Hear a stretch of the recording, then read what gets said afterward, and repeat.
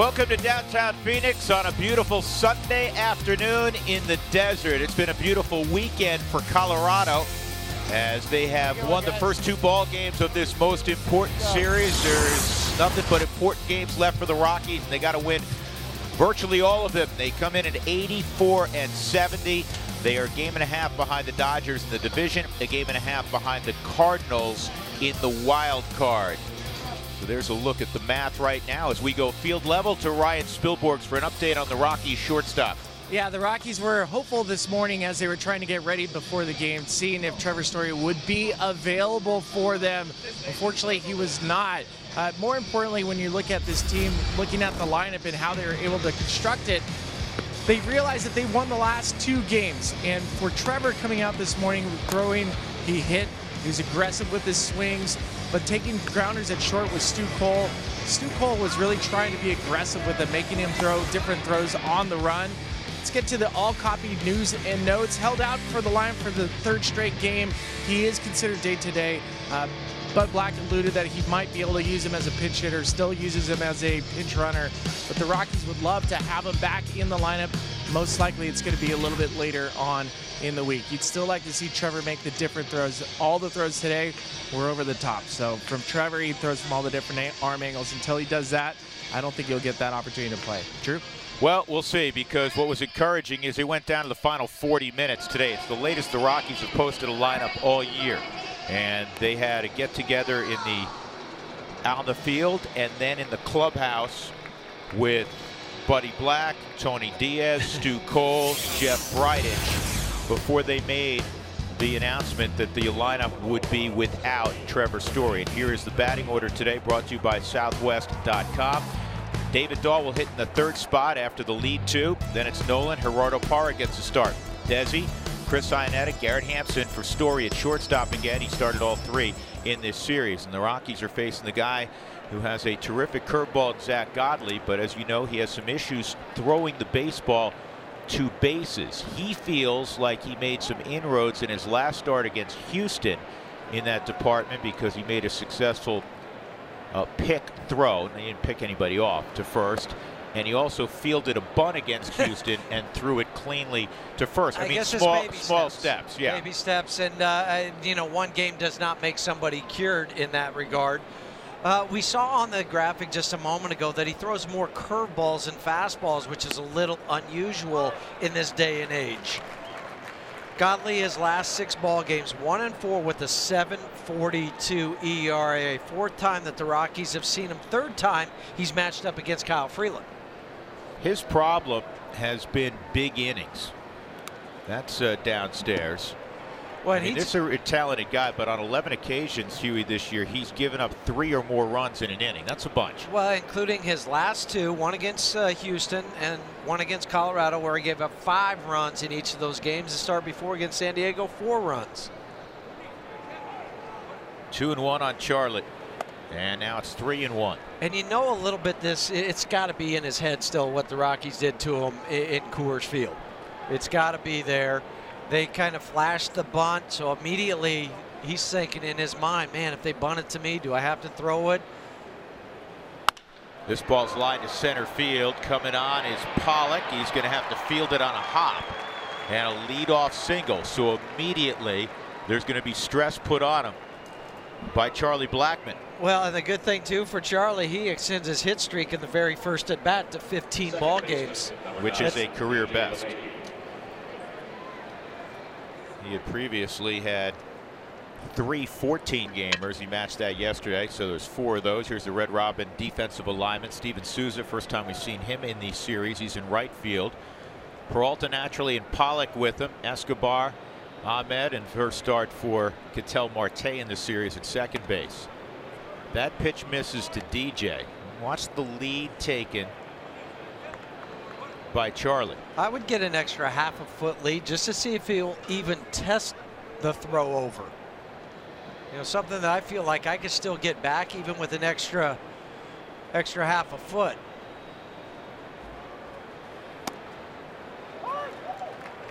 What was interesting, Huey, is on the 3-1 pitch that was smoked to center field for a base hit by Charlie. Eduardo Escobar was still on the grass at third, and they had the shift on. Ordinarily, once there's a strike, they'll move back. Yeah. Good observation there, because they know they got to help their pitcher out. DJ with a base hit to center field. Well, this is the start you wanted. Your two table setters. Two solid line drives. DJ more solid than Charlie's, but this is what you like to see. Get right back in the head of the pitcher and the D-backs. Well, think of last night, Jeff. The Rockies' top two in the lineup had 10 plate appearances. They reached 5 times. And scored twice. I mean, they were creating havoc all night long.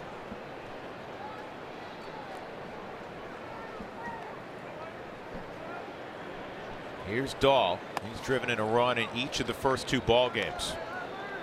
I mean, just watching Zach Godley, and he's made a lot of starts. 31st start, and not every pitcher's mechanics are going to be clean, but he falls so hard off. It would be hard to stay directionally towards the plate. I mean, you see it from some relievers. I mean, K-Rod, I remember, he would really fall hard off to the left. I don't think you'll see it here, but even with your 3-hole hitter bunting to the third base side. I mean, it is an option. I just don't think that card is in David's hand right now. Right. I'd like to see that 3-run home run. I like that card. Spilly's in the dugout area saying he likes the bunt card. Because he's that first and second. Yeah, I know. It is a tough spot for a hitter, because the last thing you want to do is hit it on the ground and then just double play. Fouled off.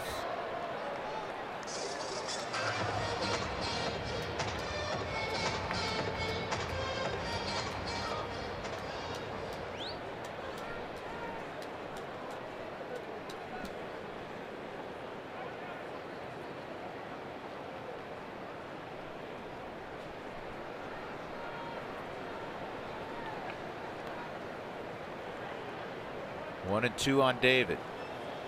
And he got him on that breaking ball in the dirt. So Godley gets an out without any advancement, and that'll bring up Nolan. Third baseman, number 28. So we were doing a little research on Nolan and what his Septembers have looked like in his tremendous young career. They have looked like all the other months. For instance, last year he had 333 with 7 home runs and 19 driven in.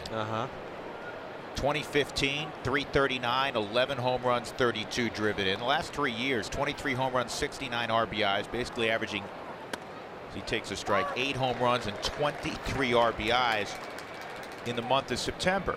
That's why this month, this particular September, really stands in such contrast, because he's hit 230 with just 3 home runs. But there's 8 ball games left, and you know he can do damage in a hurry. Like to do damage right here. 1-1. But do damage if he throws you a strike. Last night in the first inning, he walked off of Patrick Corbett. In the third inning, they kind of pitched around him again, walked again. So he's starting to see a lot more pitches, foul off a lot more pitches. And I thought last night was kind of telling too, when he was kind of barking at the home plate umpire. If you're not seeing the baseball, you wouldn't do that. No. 0 for 3 though last night. As you said, process has been better. You want to see results. He got a fastball and he missed it 1 and 2. That's a cut fastball at 88.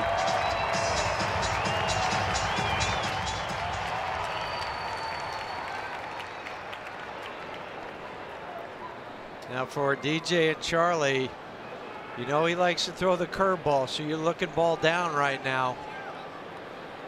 Down in the dirt if he throws it. And Charlie took off and then came back, and it's chopped foul.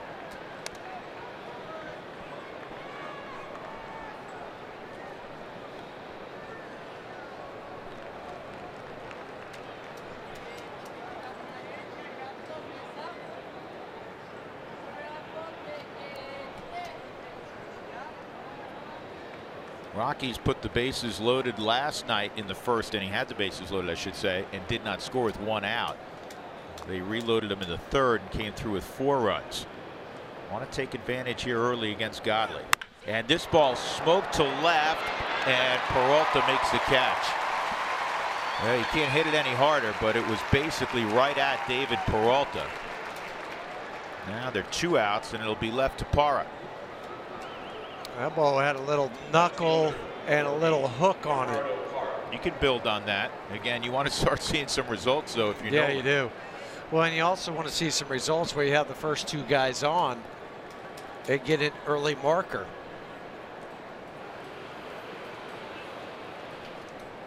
And boy, Parra hasn't been playing every day, but it seems like he makes an impact every day, doesn't it?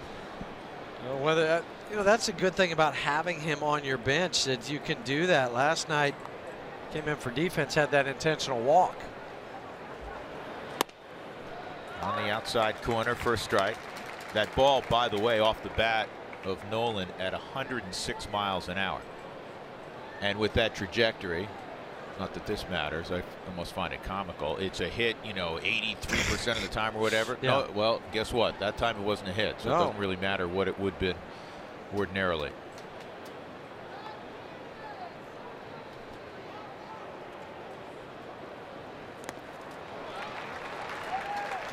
That's the pitch that it gets righties and lefties almost equally. I mean, the result of that pitch, you're saying, why on earth would somebody swing at it? But it's very deceptive. Well, the batting average against that curveball is 195 on the season. And he's throwing 167 innings. So there's a pretty large body of work.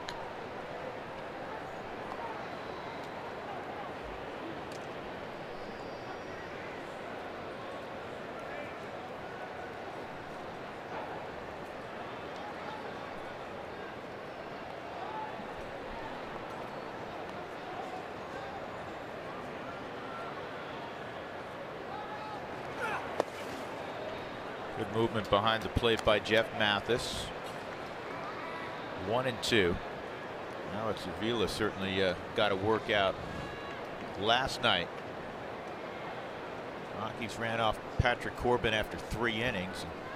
Avila had to block about 10,000 pitches, it looked like. Might not even be out of bed yet today after what he had to go through yesterday.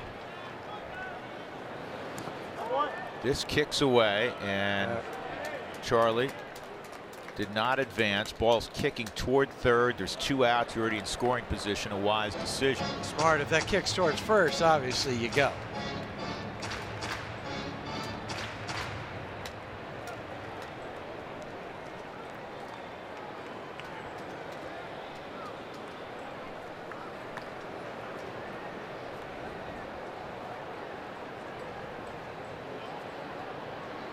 Giants not helping the Rockies at all. They're down 7-2. Looks like they're on their way to getting swept in St. Louis.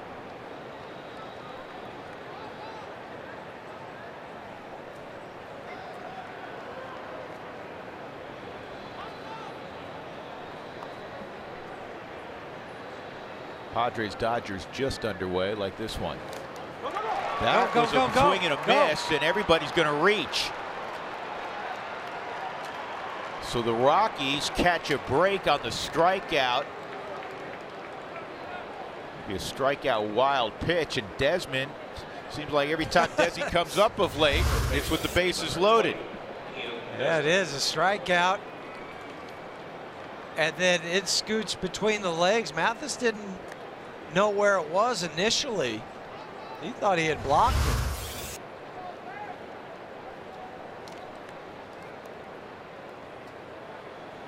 Last night, Desi had the bases loaded in the first inning. Ground into a 5-4-3 double play in that situation. Trying to come through here.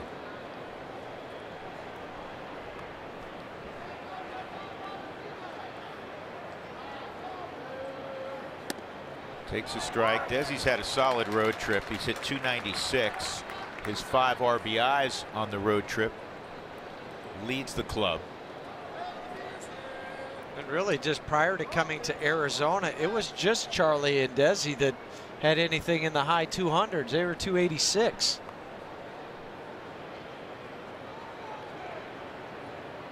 Oh, 1. Tell you what you have to be alert for naturally, and Charlie certainly is, everybody on base, but Charlie in particular, is the dirt ball, because we've already seen several of those. Yep. When you have Escobar too playing back at third, the rule of thumb is, as a base runner, you can get off as far as the third baseman is. And maybe in this case with Godley, a little bit further. True.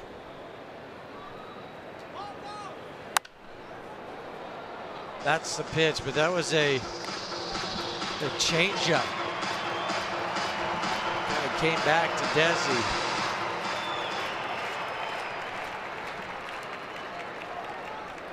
Well, you're in that curveball count. I think where you can eliminate, though, is inner half.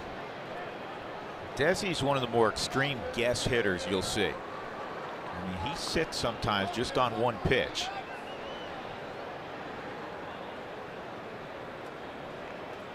Blackman's presence and movement When I think irritating to Godley. Stepped off. I think just looking at that, I think Godley, or excuse me, Mathis wanted to come inside, and I don't think Godley was too thrilled with that. 1-2. 2-2.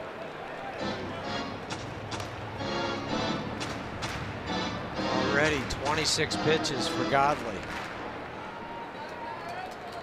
That's what the Rockies did last night to Corbin. He got out of that mess in the first inning, but he threw 30+ pitches in that first inning. And then in the third, he threw 44. They ran him off after 82 pitches last night. 2-2.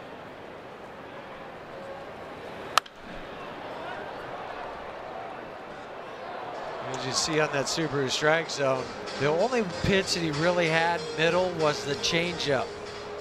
That was the third pitch.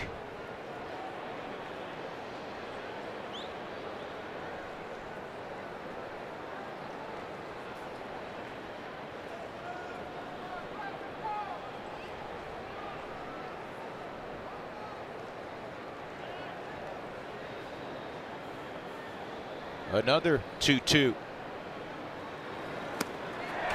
And Godley gets out of it. 2 hits, and a man reached on a wild pitch after a strikeout. The Rockies leave him loaded in the first inning, so they go 0 for 4 with runners in scoring position. Kyle Freeland to the mound when we come back.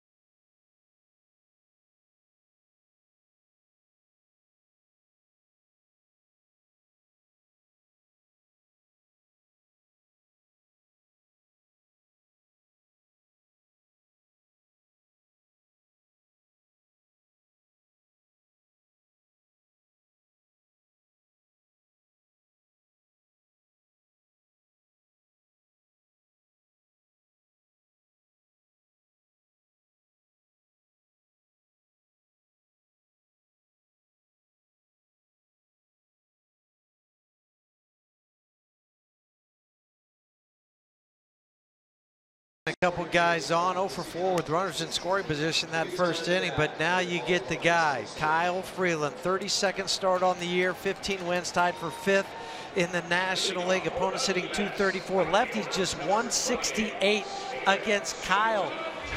The Rockies Choose Go starting pitcher preview is brought to you by Conoco. We know about the slider in particular for Kyle. That is his out pitch. Even when he's behind in the count, he still likes to throw it because the batting average against on the slider this year is 194. That's part of the reason why his overall batting average against is .234. And that first pitch just a bit inside on Steven Souza Jr. Again, his first action in this series. He dealt in the first part of the year with a pectoral strain, and he's never really gotten going. No, it's not the offense that they were expecting when they got him. Well, they tried hard to keep JD Martinez, and they probably look from afar with the googly eyes at what Martinez has done in Boston. He's second in the league to his teammate Mookie Betts in hitting. I mean, to me, it's a two-man race for the MVP in the American League, and you know Mike Trout's in there, so maybe we'll say it's a three-man race. But maybe Ramirez is good. Ramirez from Cleveland. Yeah. That's a guy I was thinking of. He's had a great year. But you look at Betts and Martinez, and their numbers have been off the charts.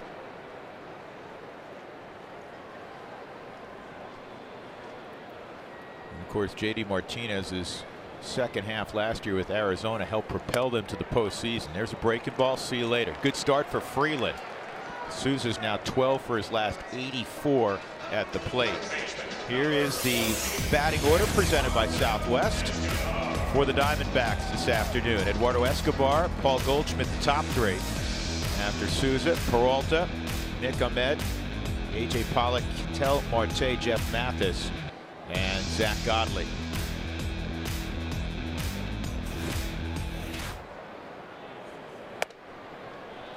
Cuts inside a little bit. Home plate umpire is Chris Ciccione.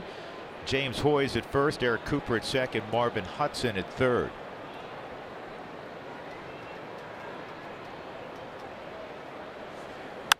And that is a base hit to right.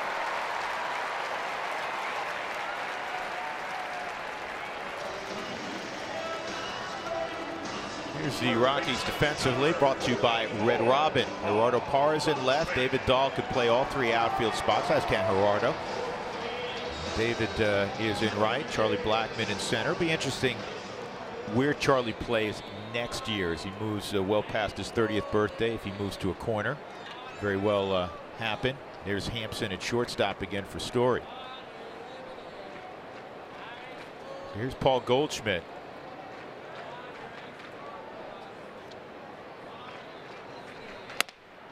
That's a strike up in the zone. And I was just thinking about, you know, with the lineup coming out so late today, and I was just putting myself in Garrett Hampson's shoes today. How this is a very stressful day. Every other guy knew whether they were playing when they came to the park. You know, Garrett's like, am I in there? Am I not? What's happening? Well, one of the things that Garrett and Pat Valaika did is when Story took ground balls around 12:05 today. We're talking about within an hour of the game, which, folks, is a little bit unusual. Most of the early work happens earlier than that typically, but they were out there with him. It wasn't Trevor by himself taking ground balls from Stu Cole. No, that helps too, so you don't get gassed taking ground balls. Fouled off. But it's just from the mindset, the mental side of preparing for a major league game.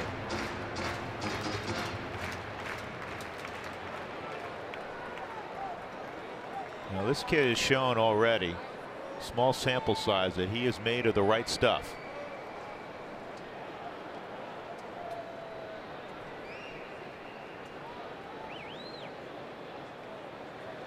Runner going, and the throw to second on the bag, out at second base. What a beautiful throw by Iannetta. One of the best transitions we've seen Chris make all year. Exactly. That thing was spot on.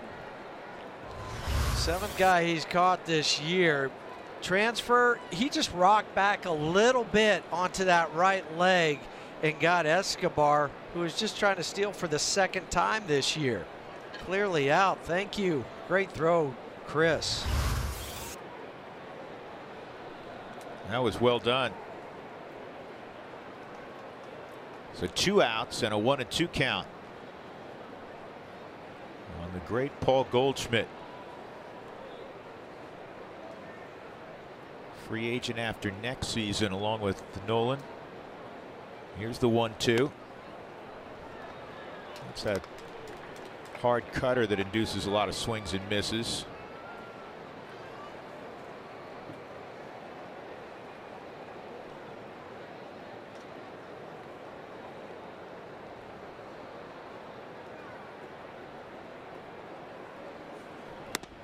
Strike 3, end of inning. Kyle Freeland, 2 punch outs. Little help from Chris Iannetta behind the plate.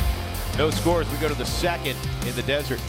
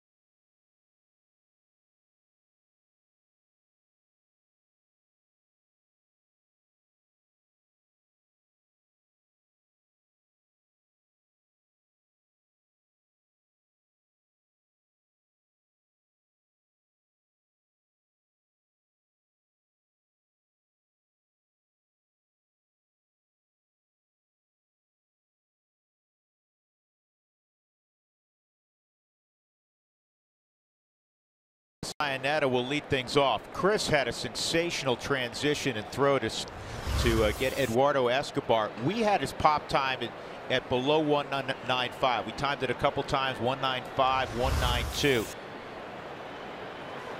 And the first pitch is popped up by Iannetta. Again, pop time is glove to glove.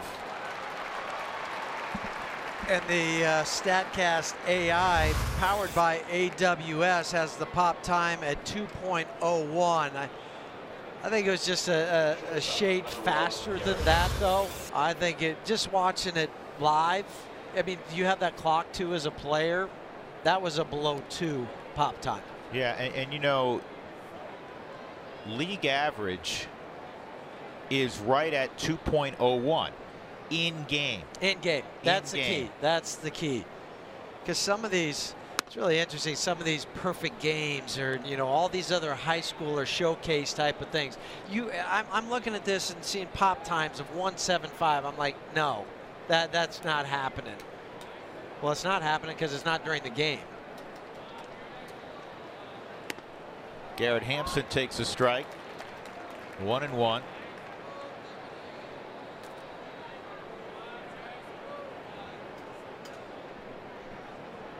The guys that consistently can throw 4-seamers to second, and it's not all about arm strength. I mean, there's some catchers, you know, obviously who have howitzers. That is going to be pick it up and throw it back to Godley. That is a beautiful bunt and a single for Garrett Hampson. That wouldn't have mattered if Zach Godley was a Gold Glover out on the hill where he could go get it and throw to first. This had perfect backspin.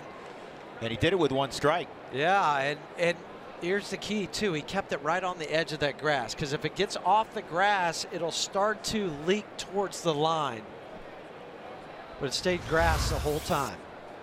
And Freeland's going to be in the same mode right now. But don't be afraid to, bunt it more towards the pitcher, a little towards first a little bit.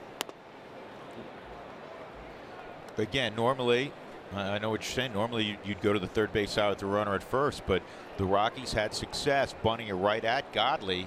Remember, this was 2 weeks ago. This was the key with German Marquez in that game the other day. He bunted it right back to him, and Godley missed it, and it ends up going past him for a base hit. Well, Godley didn't have to field it. Mathis did. Sack bunt. Hampson with 2 outs in scoring position for Blackman, who began the game with a line single to center. That would work well here. Well, it's hard to do what the Rockies did in the first inning, having first and second, nobody out, and having 4 chances with the runner in scoring position to go 0 for 4. You said, wait, how did that happen? Well, because of the strikeout wild pitch to Gerardo. Yeah, and the Rockies in this series have been good with runners in scoring position. In fact, the last 11 against the Diamondbacks, of which the Rockies have won 9, they have a .361 average runners in scoring position against Arizona. Had a lot of chances too. 122. It's just crazy, those numbers, because the first 7 games against Arizona on the year, when they just went 1-6 against them, they were 119 with risk. A lot of times that's what this game comes down to, getting that one big hit, especially when your starting pitching is doing its thing.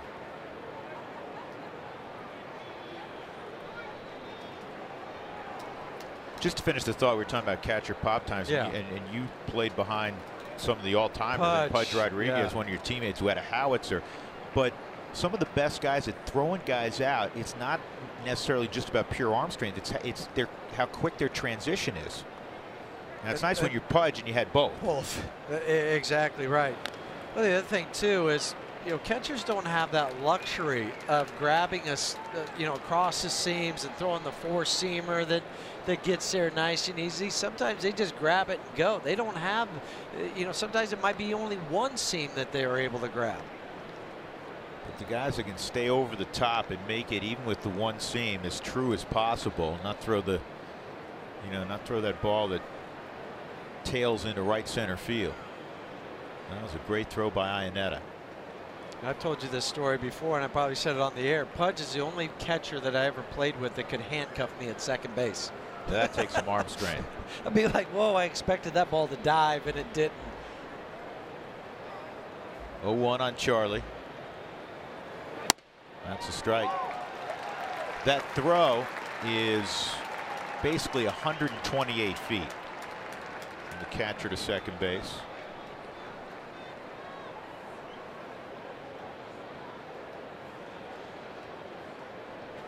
No score. Top of inning number 2. Hampson a bunt single, sacrificed by Freeland to second.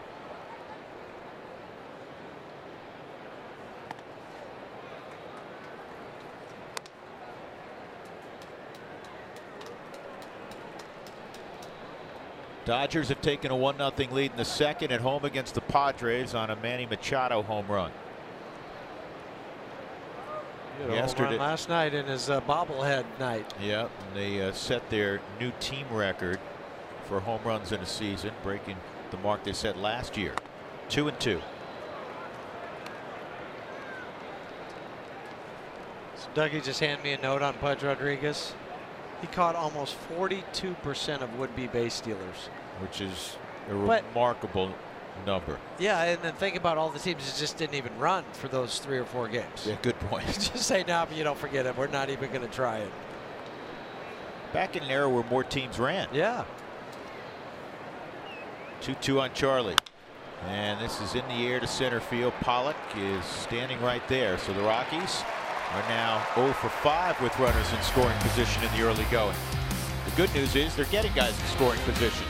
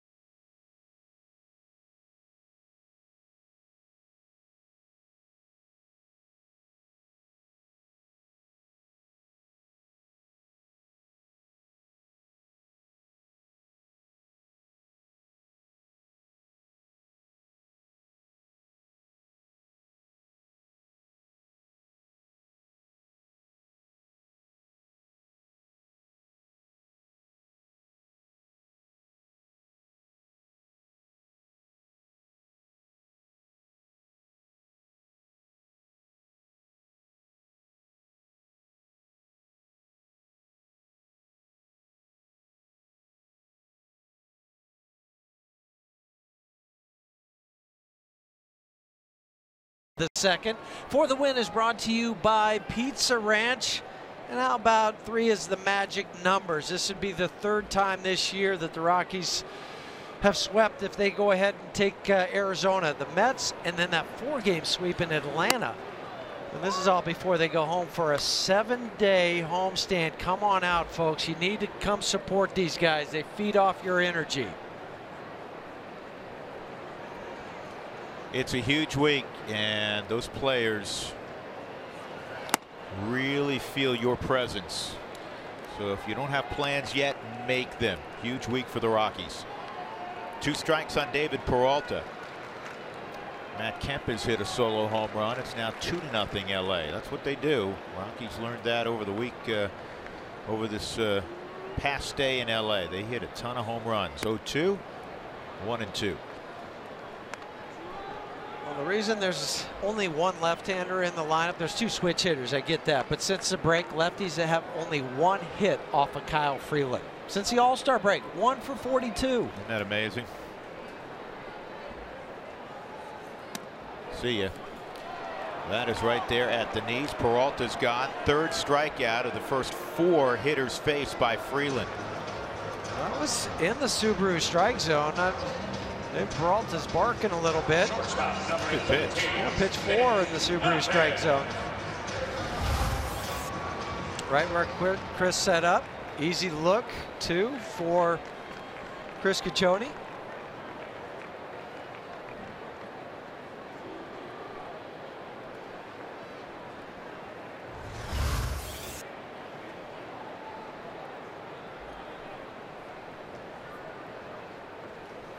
And Nick Ahmed now up.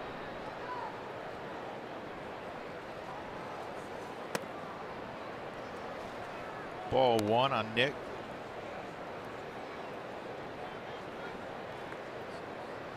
You know, since the start of last year, among left-handed starters in the National League, John Lester has the most wins. He's 30-14. Kyle Freeland is next with 26, along with Kershaw. David Dahl in right. Here's the list of most wins by a lefty starter in the NL since the start of last year. Freeland's rookie year. Rockies beat Patrick Corbin yesterday.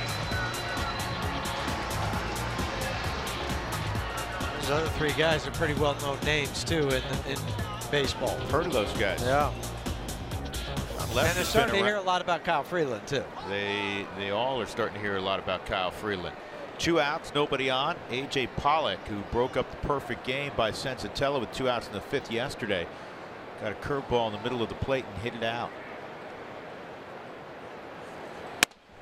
Cutter for strike 1.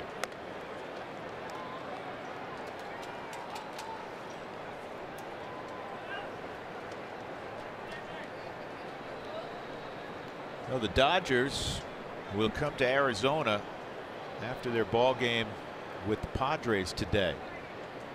The Rockies have become big D-back fans after today. Base hit to left.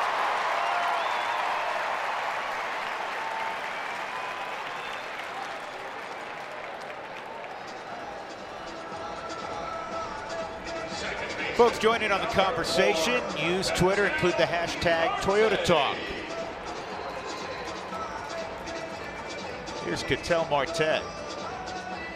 He's getting the start today against Kyle, the left-hander, because his numbers almost 100 points higher hitting right-handed than they are left-handed. Hitting right-handed 311, left-handed just 218.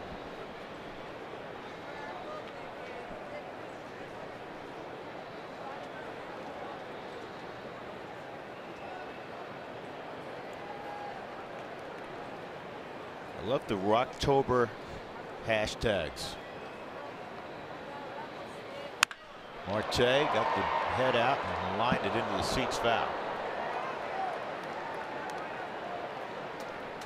When you're going to need,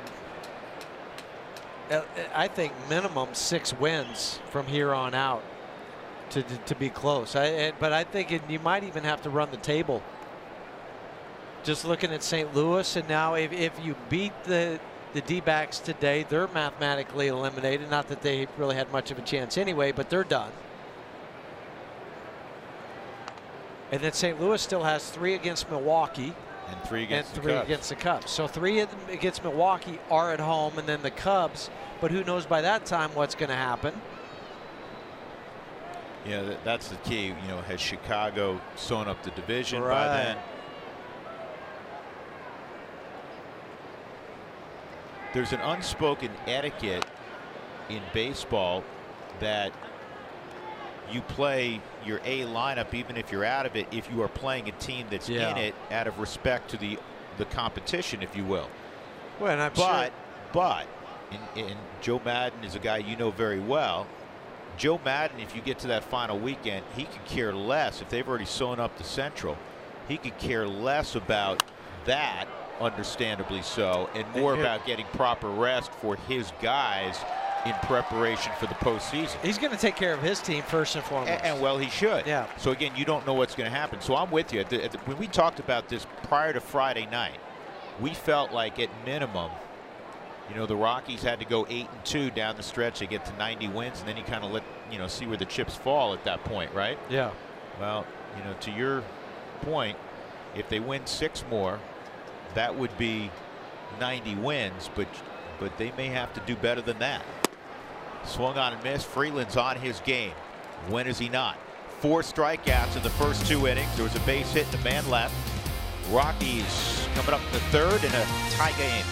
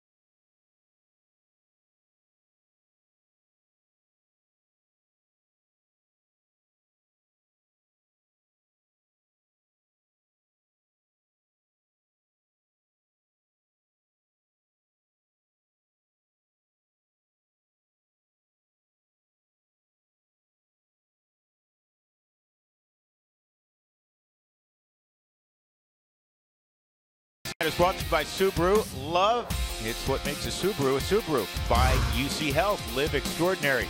And by Southwest Airlines, low fares, no hidden fees. That's transparency. Glad you're with us as always as we come to you from Phoenix, Arizona. DJ takes a strike at the knees. He had a sharp single to center his first time up. Rockies with 2 outs in the first loaded the bases. Desmond struck out last inning, that a runner at second, and Hampson with 2 outs. They're 0 for 5 with runners in scoring position after going 8 for 21 the first 2 ball games. And hopefully the second time through the lineup facing Godley, his numbers, batting average goes up from the first time through 66 points up to 277.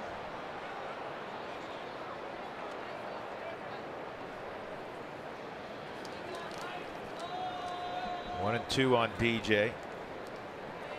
He's hit .368 this year with 3 home runs, 10 driven in against Arizona pitching.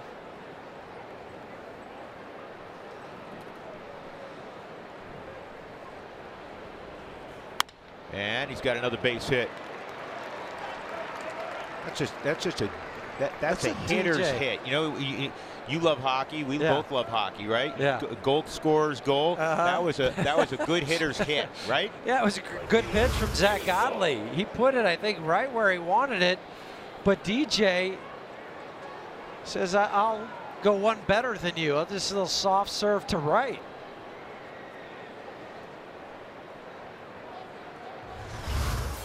So now DJ, who's a good base runner, average running speed, is at first base. And you have Dahl who flash bunt. Now you have Escobar in on the grass. You have, I mean, honestly, if David Dahl hits the ball on the ground to the left side, unless it is right at Escobar, he's going to have a hit. Yeah, and this is where you're thinking, David, you know what? Sometimes you can't pull everything. Just take what the defense gives you. Godley's not going to come inside, so take it that way. Outside, 2-0. If he comes, he's kind of bury it at your feet.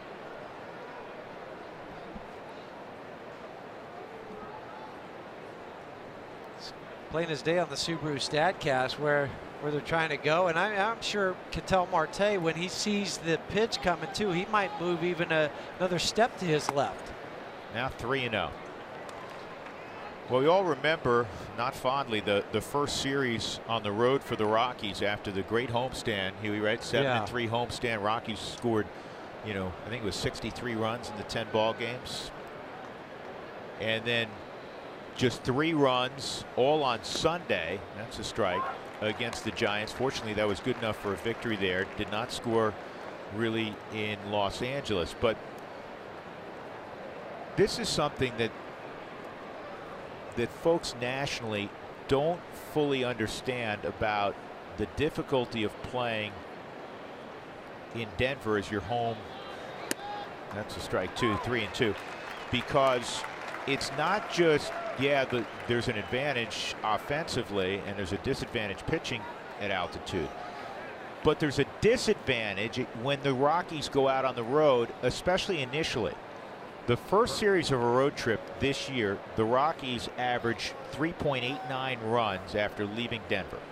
This ball is to Goldschmidt, and Dahl just basically trades places with LeMahieu. So you get better speed now with 1 out at first. We'll see how that transpires. Let me finish this thought. 3.89 runs in the first series of a road trip.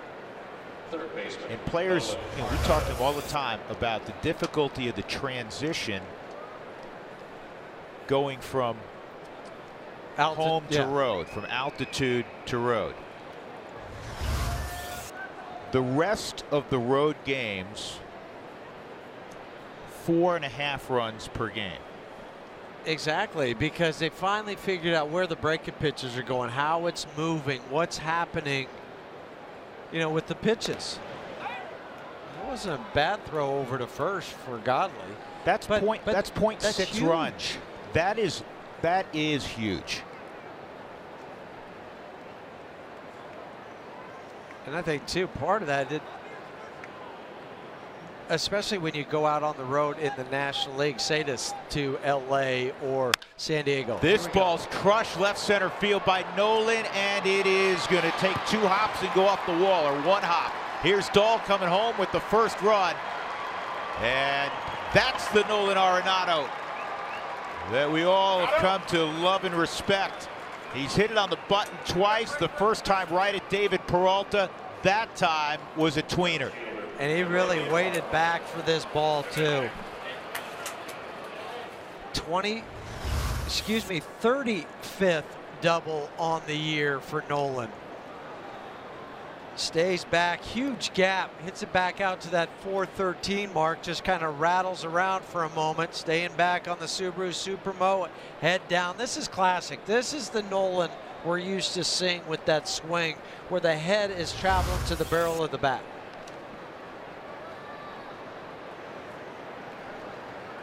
And now Parra. And this is slowly hit to short. Nolan will cross. 2 outs. And that'll bring up Desmond. And again, a little bit more heat on the catcher Mathis because of Godley's proclivity to throw the ball in the dirt with that curveball.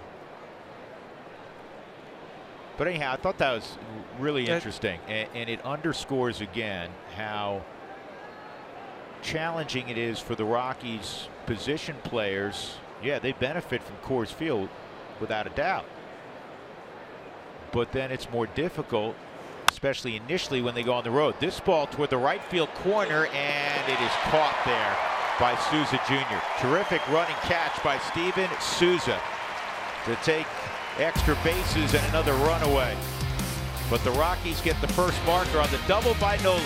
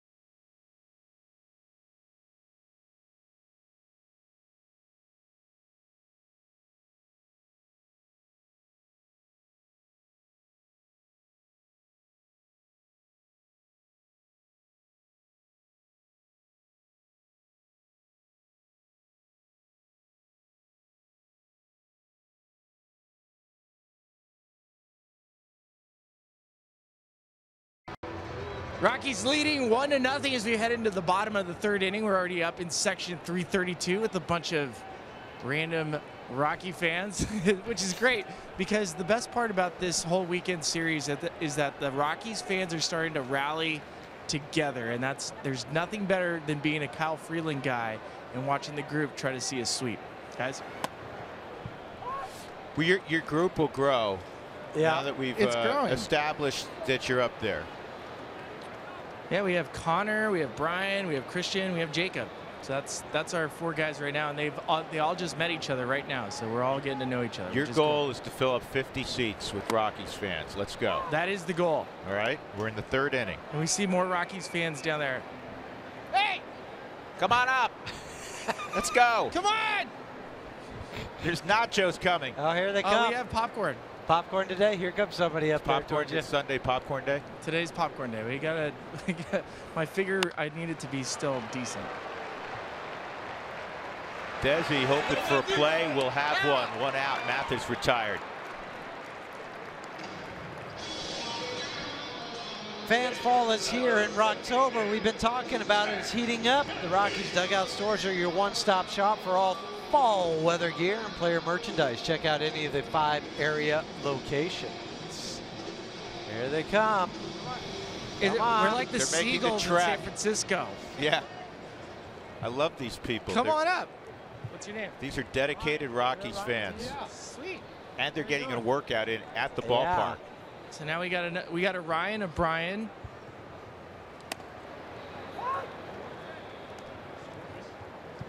No, I'm the Spilly. So there's the Ryan, the Brian, a Connor, a Christian, a Jacob. Spilly, I want you to put the cheat sheet down. We're going to give you a quiz in a little bit. I want you to name everybody in your classroom. Was it the Mickey Mouse Club that they would name all the people, or I could see you and they'd say your name and you were so excited when they said your name? I haven't heard that song in a while. You are really dating yourself. I know I am. Zach Godley. Oh, romper room. I got word from the truck that it was romper room. I just remember waiting for they'd look in the TV and say your name. I was so excited. Romper room on PBS. Growing up as a kid, that was a big deal. Before we had 500 channels to choose from. How long's Romper Room been off the air? Probably a long time. 1-2. 2-2 on Godley. This is one of the lengthier at bats so far for Arizona. Wait, how'd that D-backs fan infiltrate? What's going on? Get that guy out of here. You can't sit there. there. Go. You cannot sit there. Where's the go, D-back? beat it. Where's the D-back? Go. There's not a D-back fan up here. Yeah. Turn that thing backwards. We'll convert him. It's all right. And we need him to cheer on his team while they take on the Dodgers. Yes, that's right. You're just getting him prepared for the next 3 days. That's a good way of looking at it. Soft line out, 2 gone. That'll bring up Steven Souza.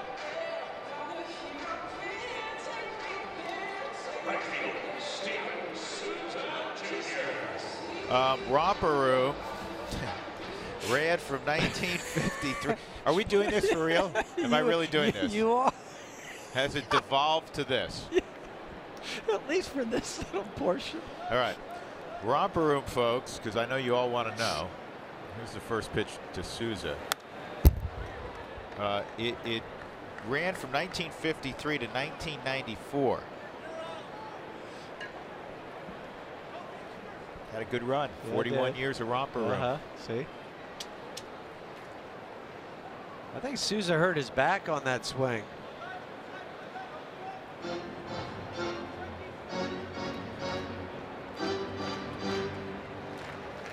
When you're out of it, Huey, and unfortunately played on teams that were in it late and some that weren't. When you're out of it, every little ache, and you're now counting the days down. Yes.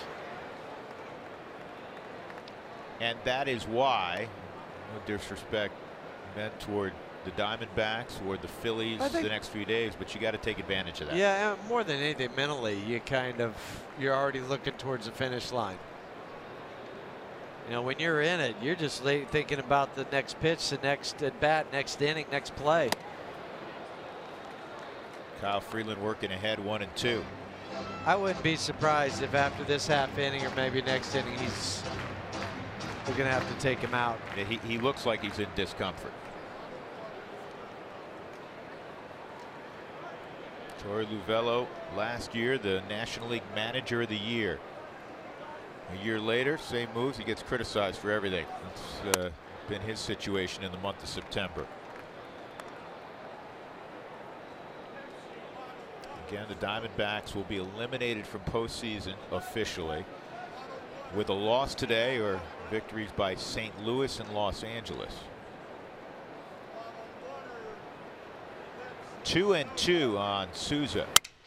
Broken bat, little soft fly ball that is run down by Gerardo Parra. The former Diamondback Gold Glover. Nice running catch there. A 1-2-3 third. The Rockies have a 1-0 lead on the Arenado double.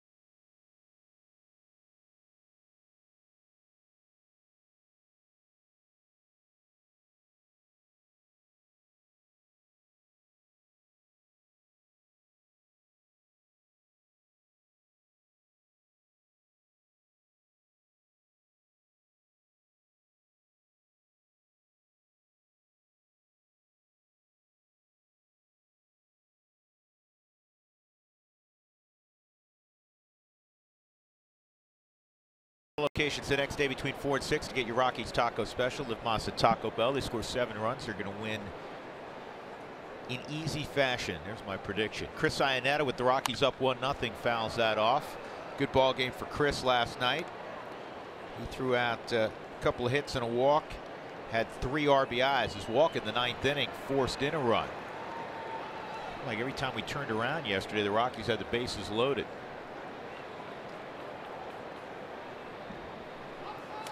I got him.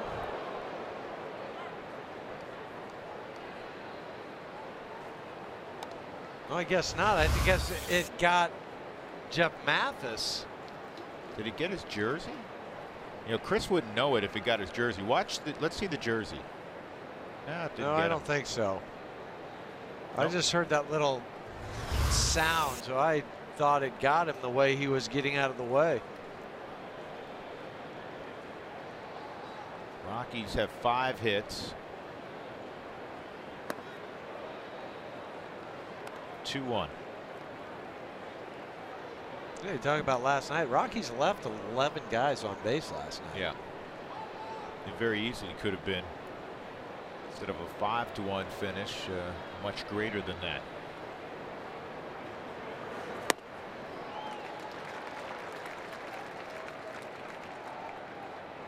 Now, this Tennessee product can spin the baseball, that's for sure.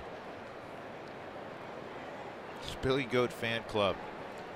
Come on down, Sally. It's okay. I don't know how far away you are, but 3-2.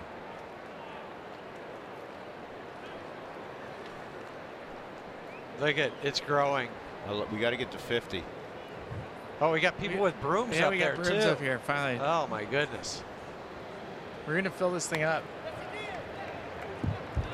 No swing. Iannetta leadoff walk. They check it out with James Hoy at first.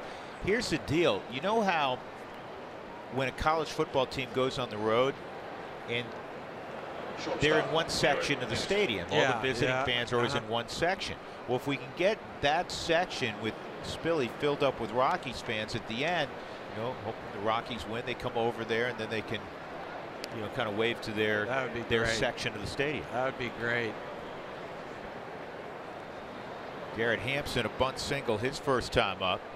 And it's still in play here. Yeah, absolutely. Escobar's about 15 feet in on the grass, but the play here is to make Godley involved.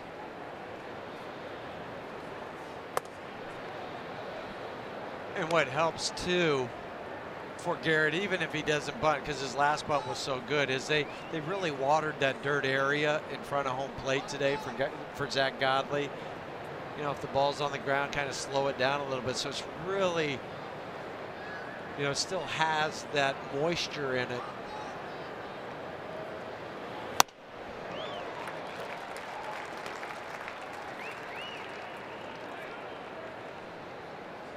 One and one on Hampson.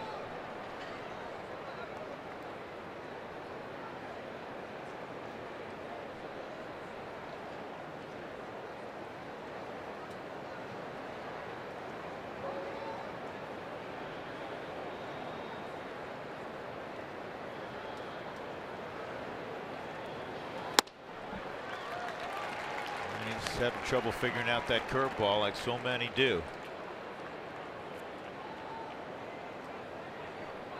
Again, a guy that, as a starter, that throws more curveballs than fastballs. Freeland on deck. Nobody out. Iannetta at first. Rockies up 1-0.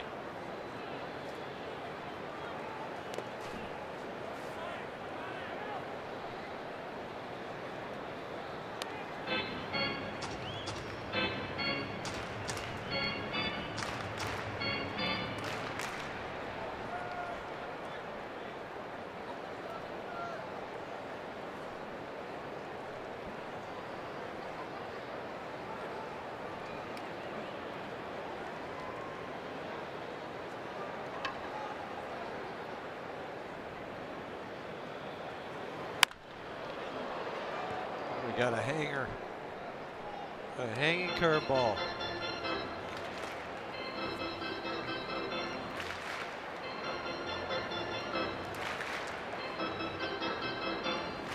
see players always rewrap the Velcro on their batting gloves.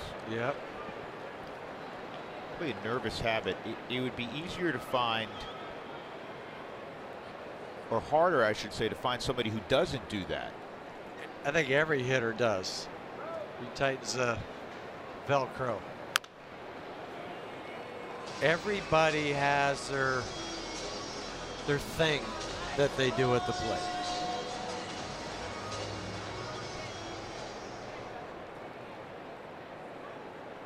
Again, Trevor Story not in the lineup, though it came down to the final 40 minutes. Which means it was a very close decision.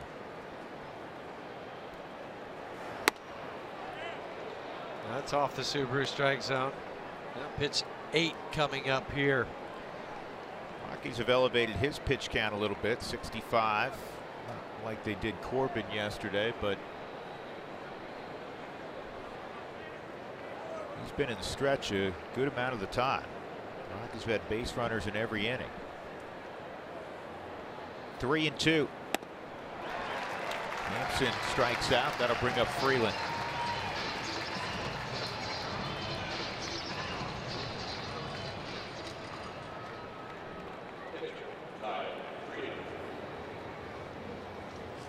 So there's K-I-E.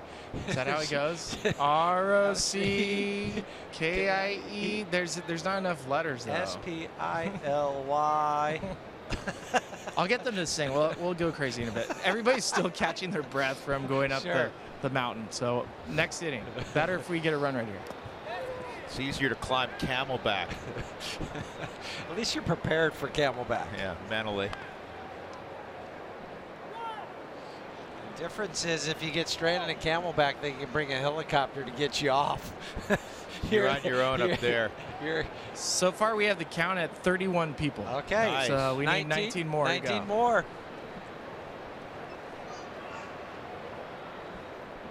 Final in St. Louis. They've swept the Giants, a 9-2 final. Freeland, slug bunt was on. 2 strikes.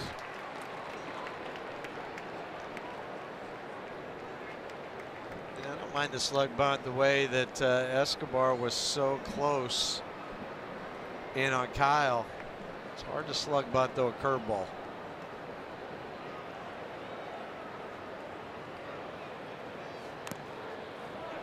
And Freeland strikes out. 2 gone. Chris still at first base. That'll bring up Blackman. Time for At the Dish, brought to you by the Dish Network. Charlie Blackman, 15 road home runs. That's the most on the Rockies. DJ has 11. And 14 of the 20 that Ian Desmond has hit out on the road.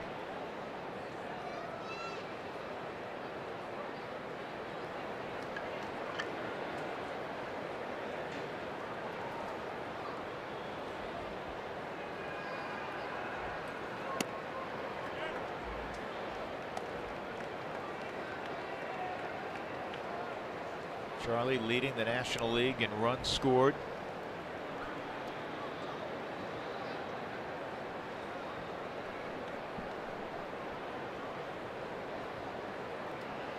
.111 runs scored for Charlie.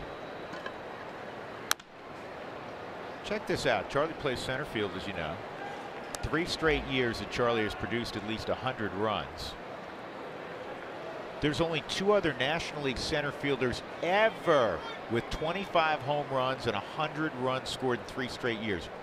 The Say-Hey kid did it 12 straight years. Of course, he's from a different planet when it came to his baseball ability. The Duke of Flatbush, Duke Snyder, 4 straight. And Chuck Nasty. How about that? Center I'm just saying, no, I don't care. If you're mentioned in the same breath as Willie Mays and Duke Snyder, and you can just stop right there. You don't have to tell me what other stats are involved. Pretty special. Yeah. Pretty heady stuff. I don't care if it's just the National League. I don't care about any of that. You're with those 2 guys. Ooh, he got a hanging pitch and Charlie just missed it. Souza makes the catch, and that's all for the Rockies in the fourth. They have a 1-0 lead.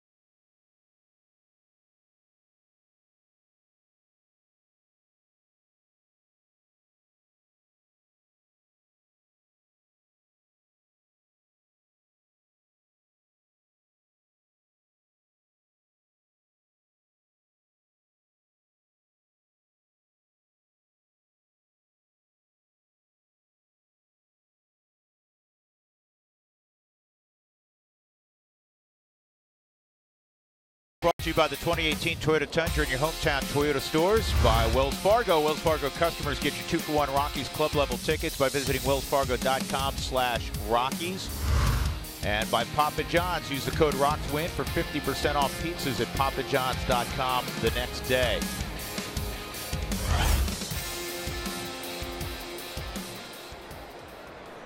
Here we go, bottom of the fourth, Escobar, and he hits the ball to shallow right, and it's going to drop in front of David Dahl. So Escobar's 2 for 2 against Freeland, and that'll bring up Paul Goldschmidt.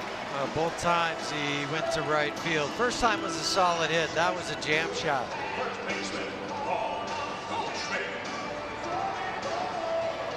Goldschmidt caught looking at a fastball his first time.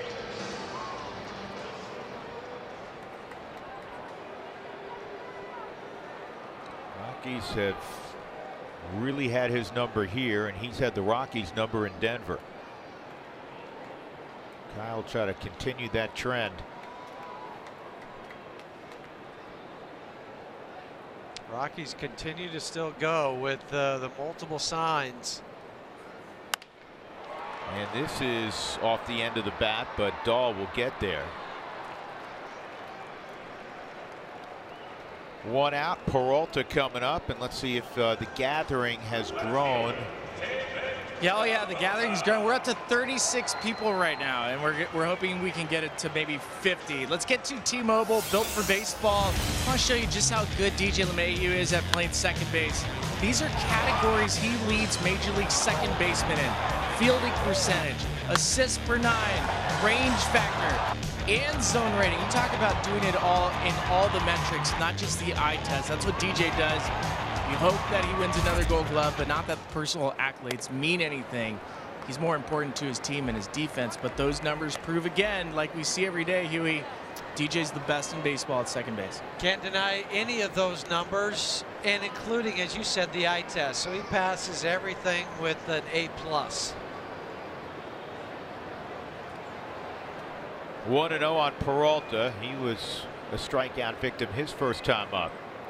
1 out, 1 on. Escobar, the runner at first. 1-1.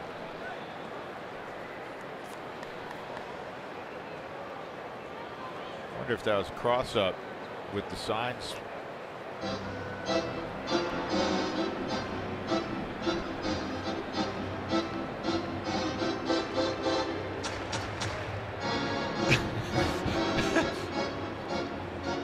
is that not a visit? I don't. No, it's not a visit. I'm not sure. Chris Caccione indicating to both dugouts not a visit. You know why? Because they have the latitude, if they think there was a mix-up in signs, to allow the catcher to go out there and not count it as a mound visit, because then it becomes a safety issue. So I think because they're flashing multiple signs with somebody at first, I think this will be a pickoff. But even with somebody at first, normally you don't flash multiple signs, but we've seen it happen in these 3 games, or the first 2.5 games anyway, here in Arizona. So I think that's what it was all about.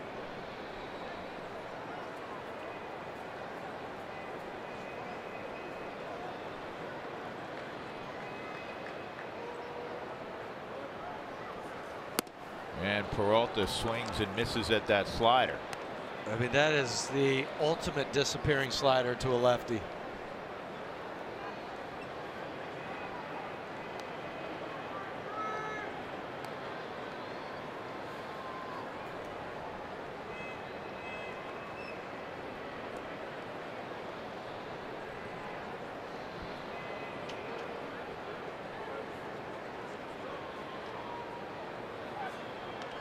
Pretty close.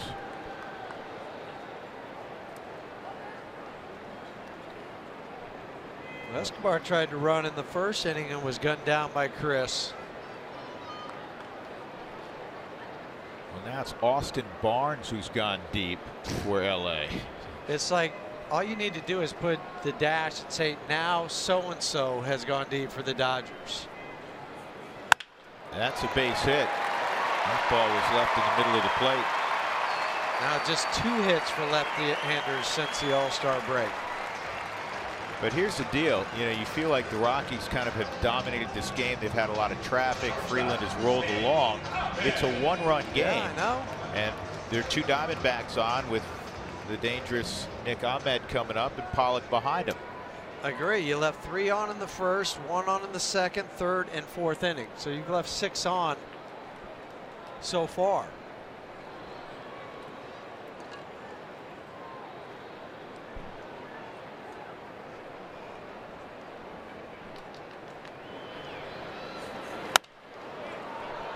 Ahmed typically aggressive. He has 16 home runs, a career best. He's a career .231 hitter, but against Colorado over 300 in his career, 302. He's had his best year offensively this year. He always had the glove, but slowly each year's progressed on the offensive side of the ball. Inside. That is an extremely difficult pick for Chris because that ball was inside. If it's away, it's an easy throw to try to back pick at first. Watch how much he's inside and then has to snap and make that throw. That's all the timing, and that's called from Chris, and kind of the eye look down to first base with Ian Desmond.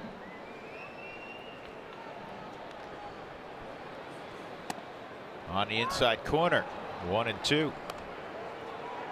They've been trying to work in from the very first pitch of the game to Steven Souza Jr.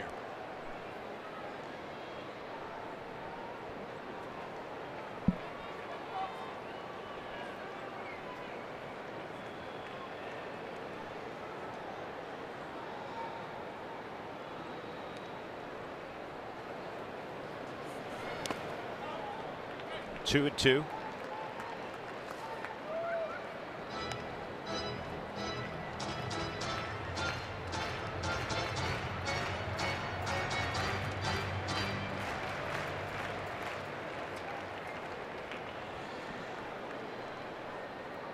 Kyle's hoping for that ground ball. Get the double play to increase his National League lead in that department. Right now he has 23 grounded into double plays. Be a perfect time for that 24th.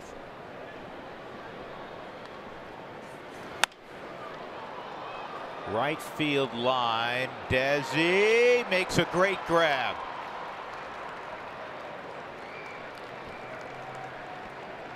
Said it before, because of his athletic ability and his middle infield athleticism, nobody does this better at first base than he does. He gets over there too. He knows how much room he has. So he gave that quick glance, and now he's setting up. Right as he catches his watch, he's setting up because he doesn't know what's happening behind him. He's not going to assume that that guy's not going to tag up and go to third. He makes a throw, the runner at second, and then Escobar doesn't go. And Huey, you notice this with professional level players, big leaguers especially, that you don't see at the amateur level, and it's a good lesson, is that in those deals, the ball is always thrown so it skips, so it bounces, instead of trying to throw it completely in the air and then an overthrow or an errant throw. Because you saw what Nolan was able to do. Nolan dropped to a knee to make sure that didn't get by him. He can't get, 15 feet up in the air, but he can smother it down on the ground. So make sure you keep it low. Good point.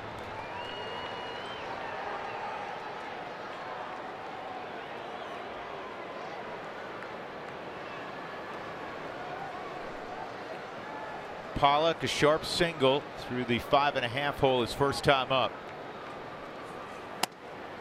Off the plate, ball one. Escobar at second. Peralta at first, a pair of singles here in the fourth.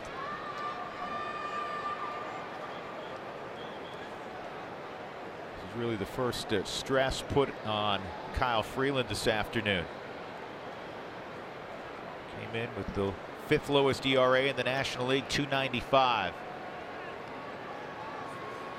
Outside. Chris reminded Kyle to keep that right shoulder in, keep it closed. This is where he has really grown this year. 2 outs and runners in scoring position. A mere 138 batting average against Kyle.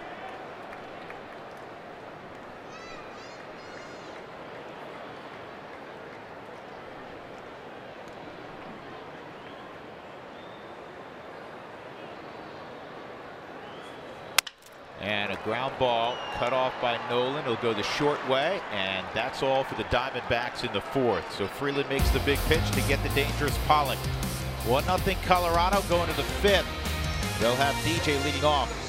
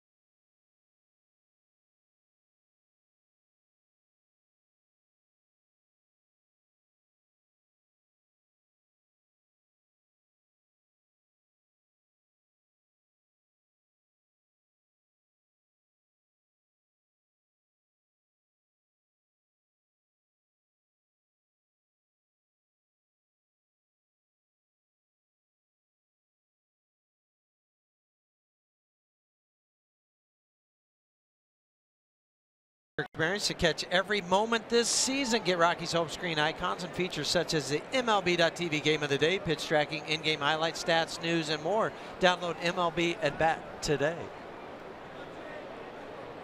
DJ is 2 for 2, 2 singles against Zach Godley. Rockies up 1-0, top of 5, fastball strike 1. Change for the Diamondbacks. Steven Souza is out. As you said, he looked like he hurt his back last inning. Stayed in for another inning, but he's given way to Chris Owings in right field.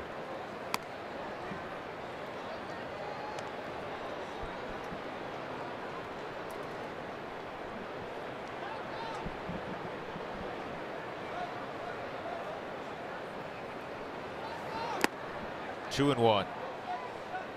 The Rockies need to get some runs. Yeah. They need to get some runs. You know, Kyle's doing his thing, but give him a little breathing room.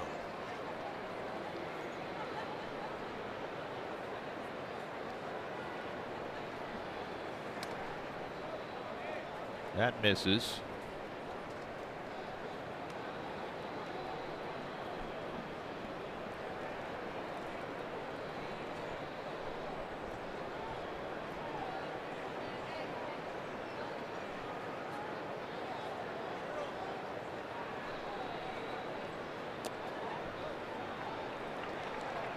And DJ, leadoff walk.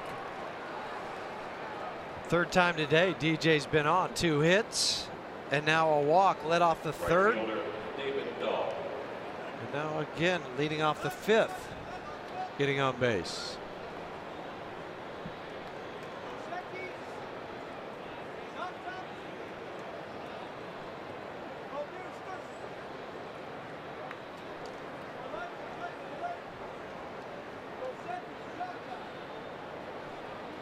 And Dahl fouls off the bunt attempt.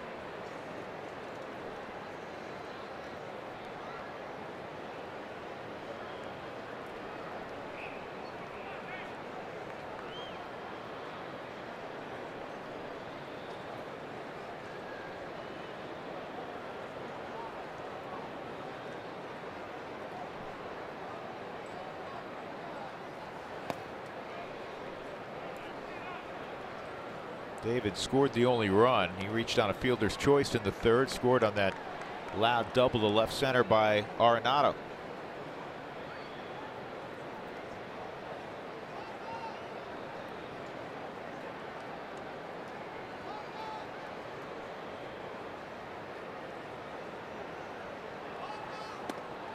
On the corner. Well, he was on the bottom corner of the Subaru strike zone, but where Jeff Mathis had set up, they wanted that ball up and in.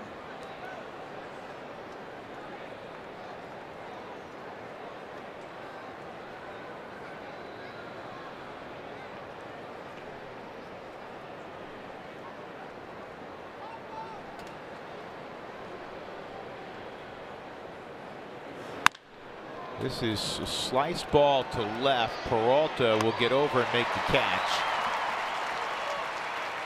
LeMahieu returns to first, and that'll bring up Nolan. Well, with Nolan, that double he had in the 3rd inning, that gives him 35 doubles.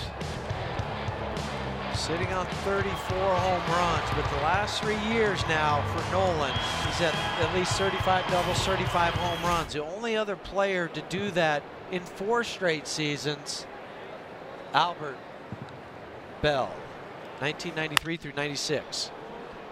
So go ahead right now, hit that home run, and make it 4 straight years, and make it 3-0. That would be nice.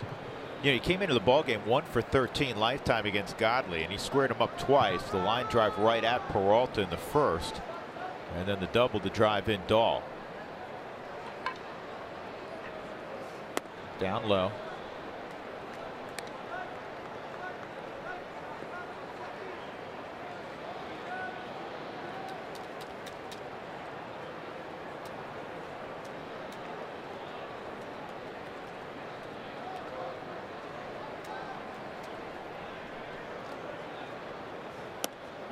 Good eye from Nolan. 2-1. Rockies with the victory last night, 43 road wins now. Of course, their previous best was 41 on 2 occasions last year in Buddy Black's first season, and also the 2009 club, which set the franchise mark with 92 wins overall, 3-1. Parra's on deck. Rockies are now 12-8 in September. You know what those years had in common? 2009, last year, they pitched well out on the road.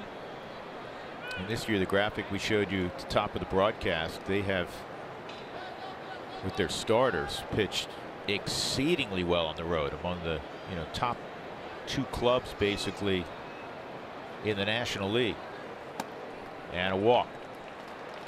So after the first 2 loud swings from Nolan, Godley kind of pitched around it, but that forces Dahl with his great speed, DJ, to second.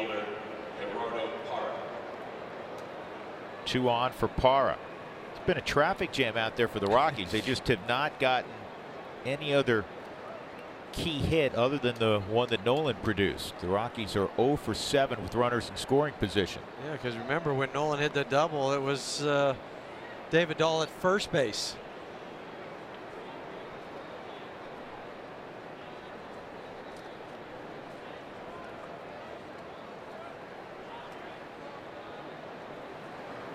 And that's a base hit to center. DJ gets a green light from Stu Cole, and the throw's going towards third, 2-0. Gerardo Parra with a big swing of the bat there.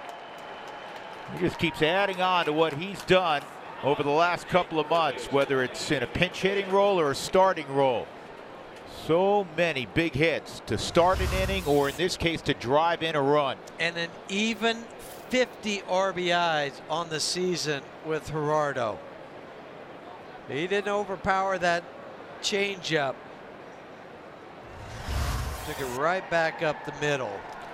Yeah. Oh, look at the harem looks like it's getting close to 50. Oh, we're over 50 now, Drew. Atta baby. Let's go Rockies! Let's go Rockies! It's just like game day. Very similar. Oh, even the homemade sign, go Rockies. It's reverberating off of Squaw Peak, so loud. Love it. So the Rockies now 1 out of 8 with runners in scoring position. Here's Desi. Got to step out on him, right? Yes.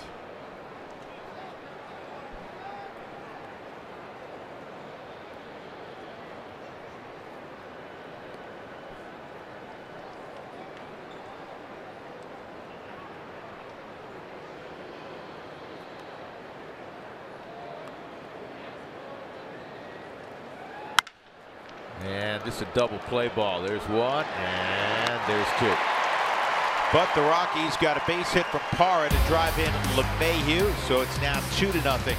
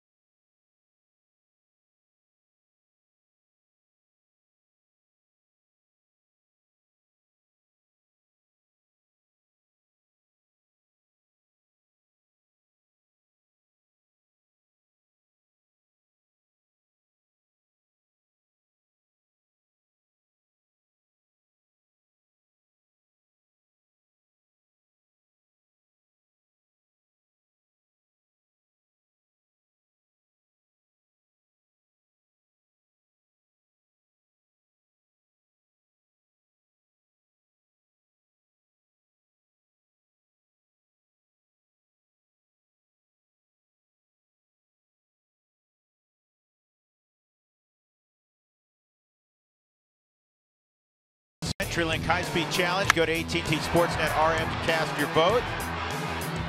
Which is your favorite Rockies moment on the road this season? Boy, we had a big discussion about this over dinner last night.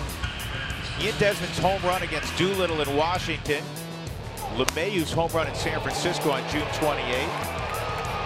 Marquez against Verlander, or the road sweep in Atlanta. Remember, that was a 4-game road sweep of the now NL East division winners.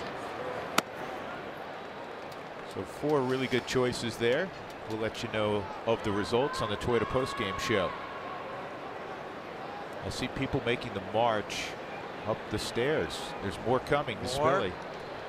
Ketel Marte, here's the 1-0. And Marte pops this one up, foul ground. Nolan, no play. No, it almost hit the rafters up there, though. The steel girders. So the first night, the look at that. Wave, everybody! You're on television. Wave. Everybody wave. See if you can get them to do the mini wave. You guys want to do the mini wave? I'll start it. 1, 2, 3. Nice. That's the only time I like that. Spilly, what are our numbers up to? What's attendance? We're at over 52 people now. Well, take out the 1 D-back fan, so 51. Yeah, we got rid of it. We have 2 more coming. I'll get their names in a bit, but I mean, I could run through all their names. Matt and Eric are the ones that brought the brooms. Hudson and Brooklyn are the kids. Abigail's sitting in front of me. She's from Denver. I mean, it is great. Now, did anybody, Spilly, that's just outside 3-1, did anybody road trip specifically for this 3-game set? Yes, Abigail sitting in front of me came from Denver for just this 3-game series. Who else came for just this 3-game series from Denver? So we got one more. We got John, her dad. Nice. And we have Matt and Eric brought their brooms from Denver. They didn't buy it down here? They could have gone to Ace Hardware and just bought one here. Save them the baggage fee unless they flew Southwest. It's a good showing. It's a great showing. Abigail, our early in the clubhouse fan of the game. We have some good ones. In front of Abigail's Alex, and she's the one that brought the Diamondback fan, but that's okay. She said she wanted him to be amongst better people, so it was good. Swung on and missed by Mathis. Could be a budding romance. You never know. The Padres not helping out the Rocks today. It's now 8-0. Pedro Guerrero's hit a home run. Pedro Guerrero. Well, I mean, San Diego did it at least 1 game.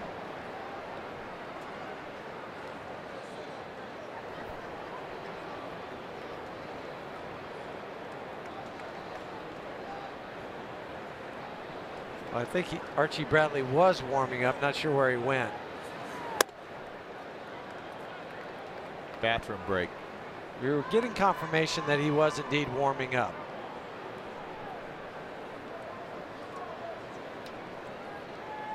For the moment,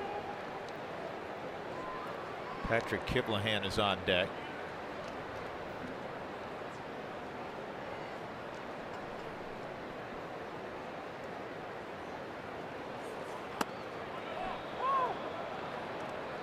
That's in there, 1 and 2 on Mathis. There he is. There's Archie Bradley. He's trying to shout up to Spilly.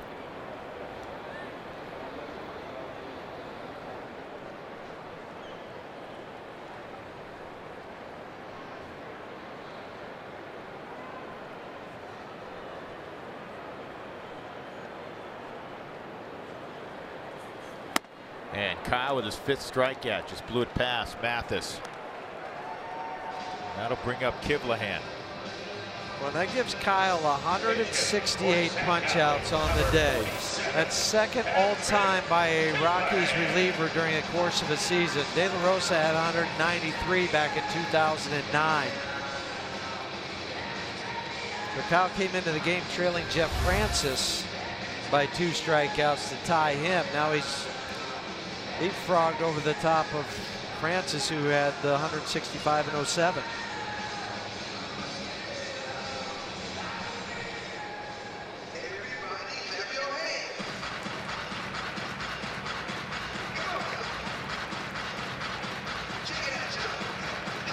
Marte at first, Kivlahan at the plate with one out.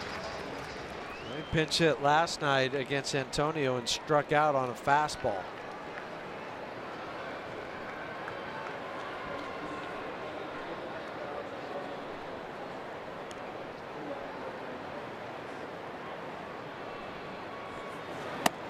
Cutter just missed.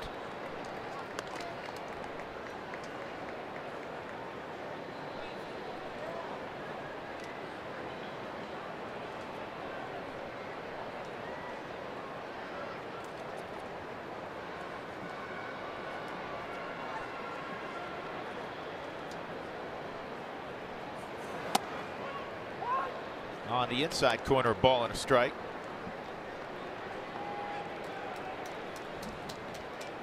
Still plenty of seats to be had. Come on up, pick him up. Let's go. Billy's like the den mother.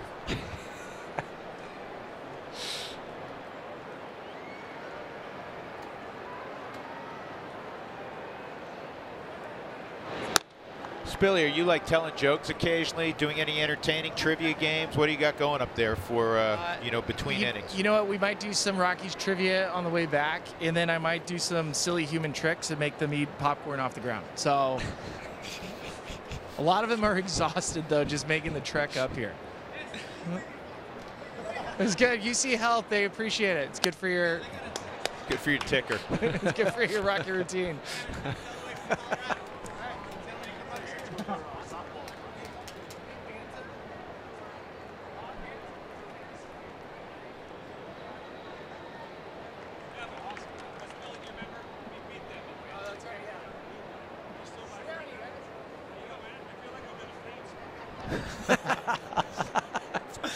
One-two on Kivlahan, and he's gone. 2 outs, 6 strikeouts now for Kyle Freeland. The Rockies' upcoming home schedule, this most important week, is brought to you by Remax. It's 4 against the Phillies. Note the start time on Thursday here on AT&T Sportsnet. We're on the air with our pregame show at 12:30. And then Friday, Saturday, and Sunday, 2 evening games, and then Sunday afternoon against the Washington Nationals. Come on out. Rockies need your support. Souza, excuse me, this is Owings now, and he lines a single to right.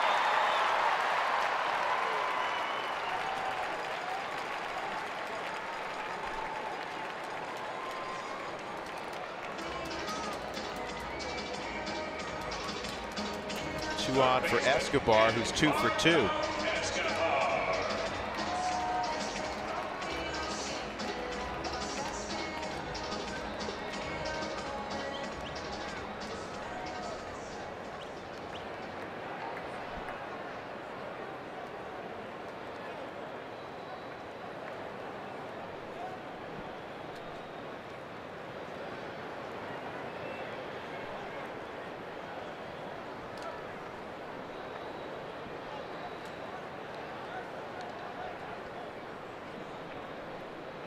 Escobar, switch hitter, much better this year from the right side.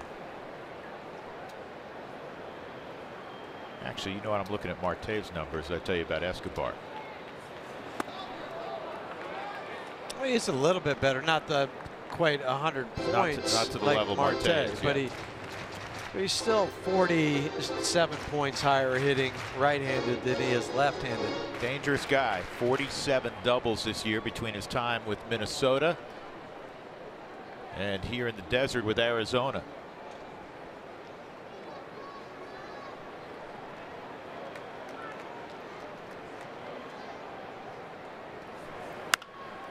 And a fly ball to shallow. Foul territory on the third base line, and that's all. Great pitch. He got that in the kitchen to Escobar, and Nolan tucks it away. It remains 2-0 as we're off to the 6th. What a great group.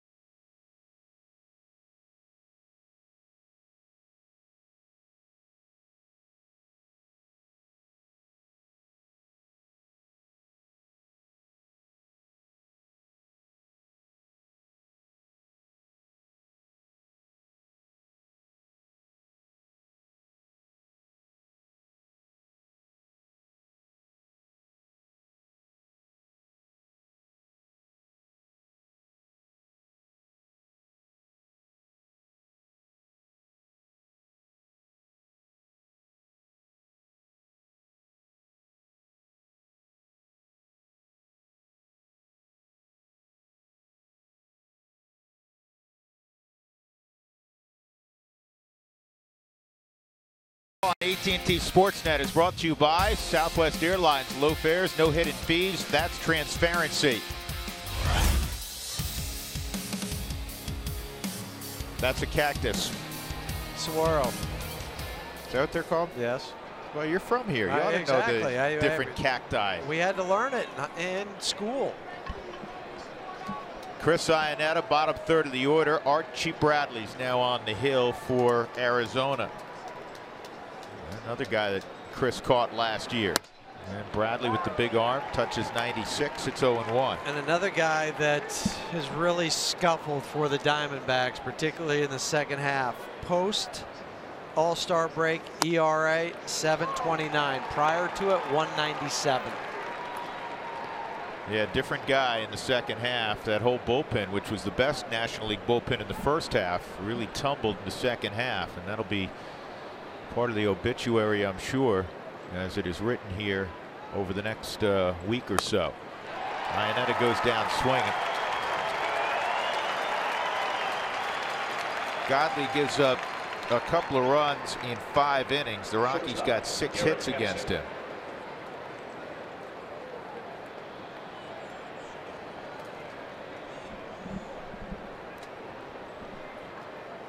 Walked 2, struck out 5.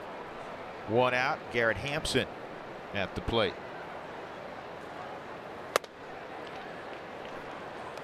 Hampson a bunt single and a strikeout. Archie Bradley can still rear back and bring it. You know, 96 to 98 on this fastball. Heads up over there.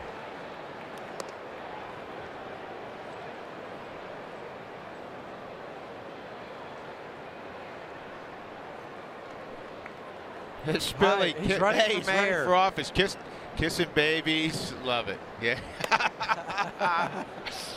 Spilly. He's taking pictures. Hey. Yeah, I'll vote for you. Yeah, I would too. Hi, how you doing?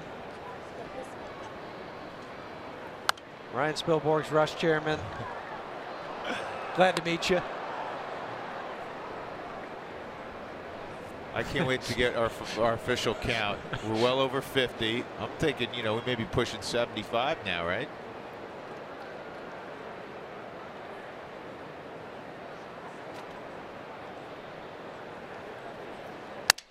Shattered bat, slow roller. Ahmed, can he get Hampson? He does by a step.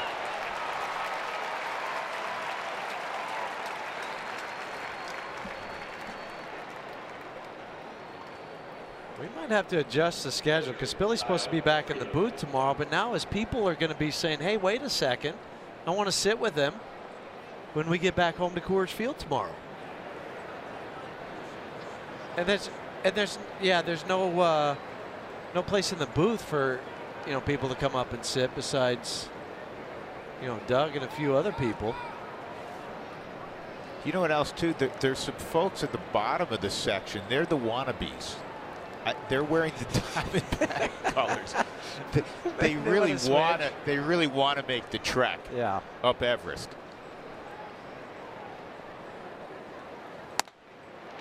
Kyle takes a strike.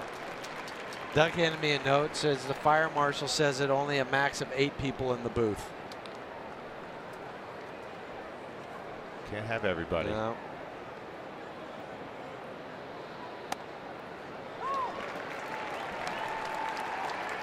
It's worth the trip, even if you didn't train for it.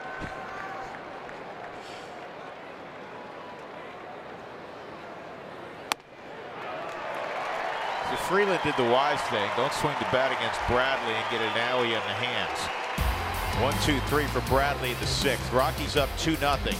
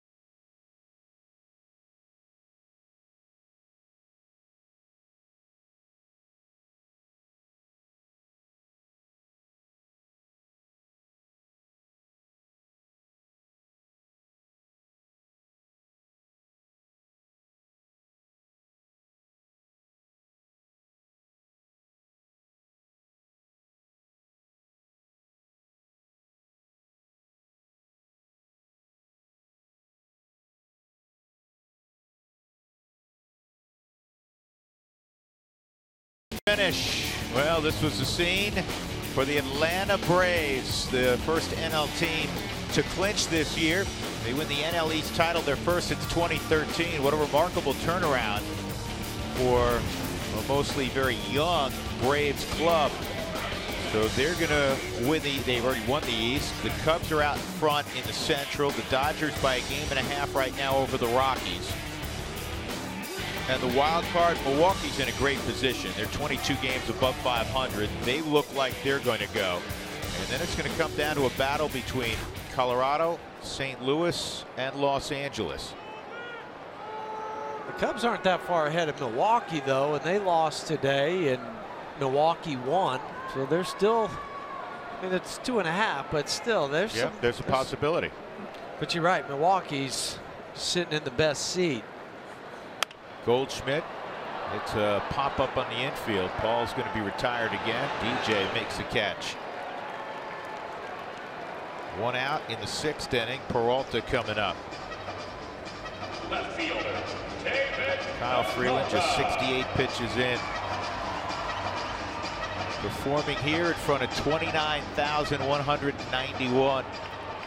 Good for Kyle last year in the second half. I think he wore down, maybe hit that wall, as you like to say. You know, every first-year player hits that wall at some point. In the second half, 15 games, 10 games started, just a .481 ERA in the second half. This year in the second half, .269. Peralta's been great at home, a .340 average at home. Nobody else is above the mid-280s for Arizona at home.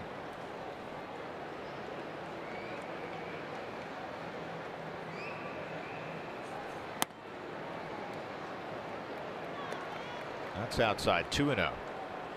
He got ahead of Peralta, if you remember last time, 1-2, and then he left a slider in the middle of the plate, and David lined it up the middle for a base hit. Just the second hit since the All-Star break for a left-handed batter.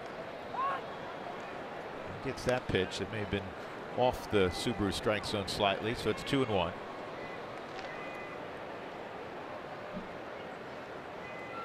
Huey, one of the conversations we had recently when there were some young umpires, young and experienced, there's a line shot to center, and Charlie has to play goalie.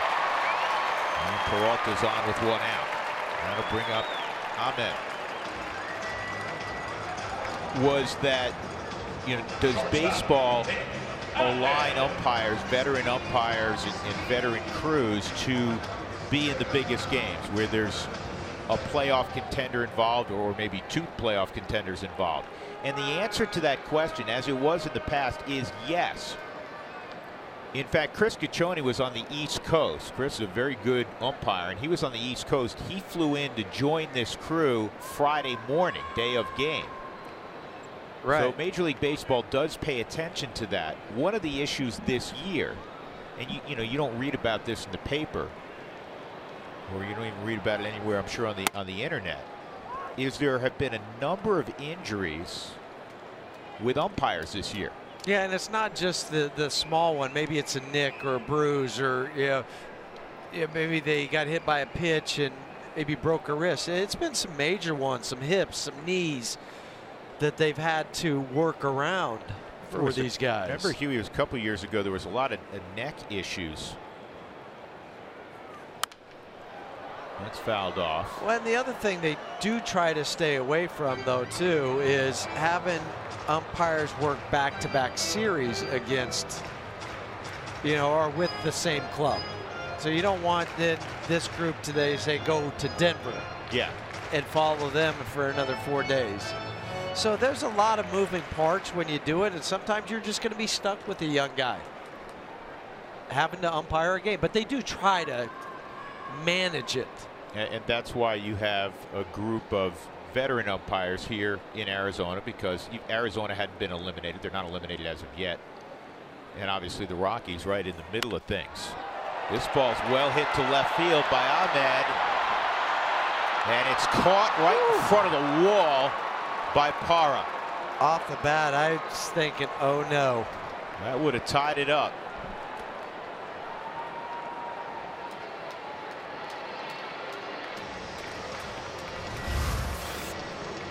Well, off the bat, you're thinking, man, oh man, did he just tie it up? Gerardo's going back. No, I got it. I think Kyle's thinking the same thing. All right. Dodge one there. Yeah, got another dangerous guy, though, at the plate right now in A.J. Pollock with 2 outs. We'll see if Pollock tries to ambush a first pitch fastball. They've been trying to go in a lot to these right-handers. Maybe an off-speed backdoor pitch to start with, or maybe even a fastball away.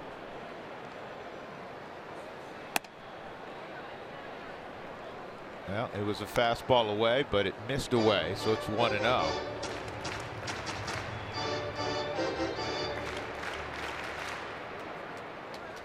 Rockies will have the top of the order next inning. Both teams with 6 hits. Rockies have left 7 on. Arizona's left 5 on. The Rockies have left a bunch in scoring position. Off-speed pitch. Just took a little off that. It's 1-1.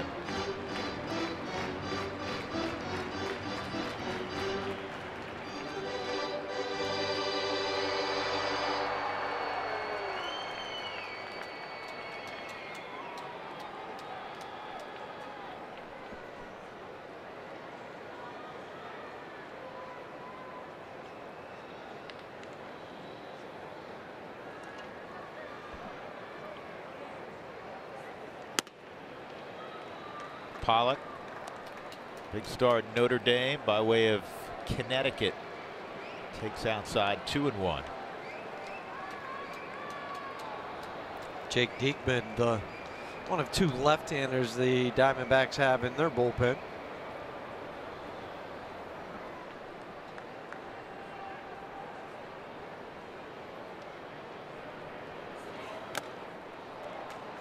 Away, away, away. There's a pattern, 2-2. You're starting to get to that point in the game where, much like what you do in the 8th and 9th inning with the 2-run lead, you're not going to let them try to beat you on the pull side. I mean, as much as you feel in control, if you're the Rockies, you feel like, man, the game's going your way. We've left more guys on, but it's 2-0. It's 2-0. Kyle trying to make one more pitch here in the 6th, and he will. Freeland takes care of business himself. Peralta 1-out single left at first base. Standing O from Phillies group. 2-0 Rockies.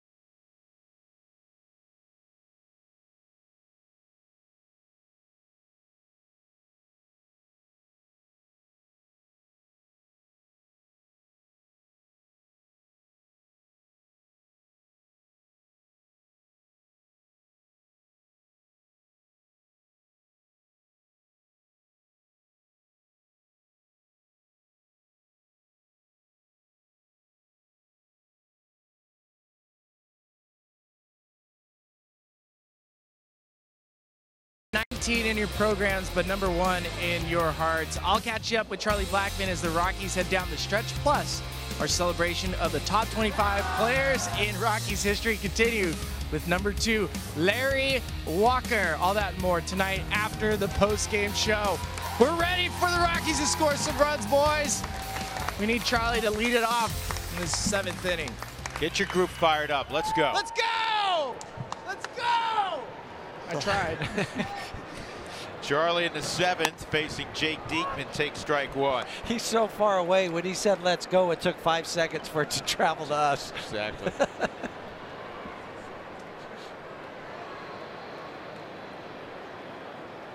Billy's going to have a yoga class during 7th inning stretch.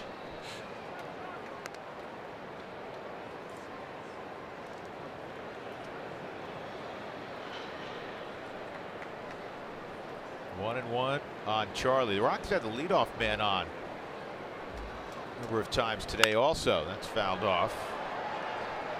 1st inning, 3rd inning, 4th inning, 5th inning.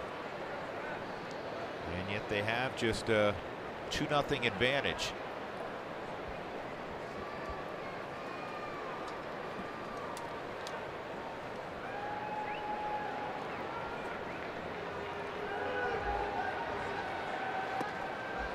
And Diekman strikes out Blackmon.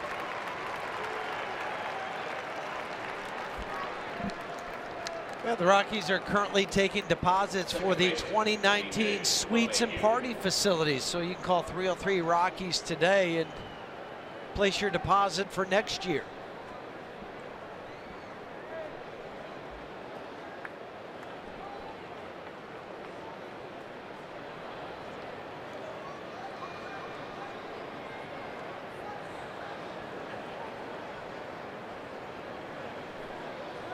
DJ 2 for 2 and a walk.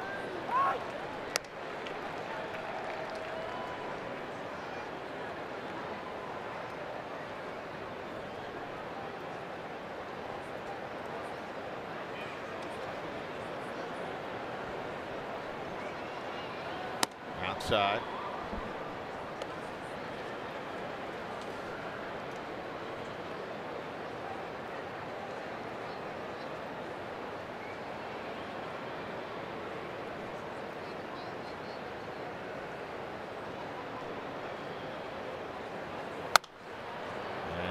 Fouled off. 1-2.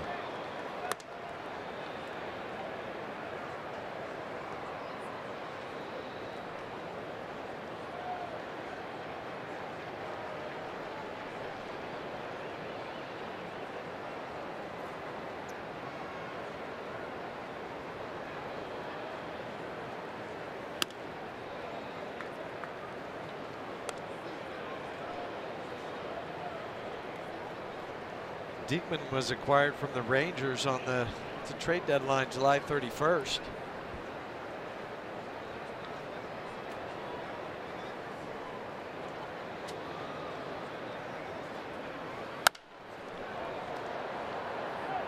Texas Rangers, who just a few days ago fired their manager, Jeff Bannister.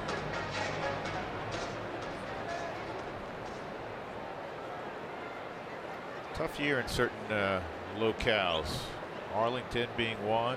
Baltimore. Baltimore won today. It's just their 45th victory. He went. 2 outs. That's now 4 out of the last 5 hitters have left via strikeout. Right fielder, David Dahl. Rockies putting it all on Freeland's shoulders right now.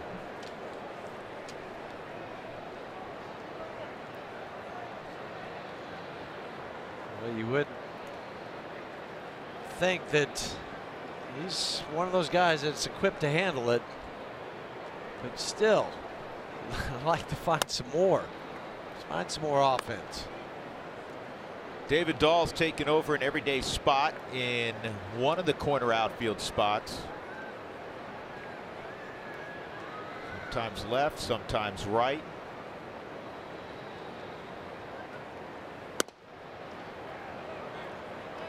Unfortunately, Cargo, who had such a great September a year ago as the Rockies made their way to the postseason, has struggled here the last couple of weeks.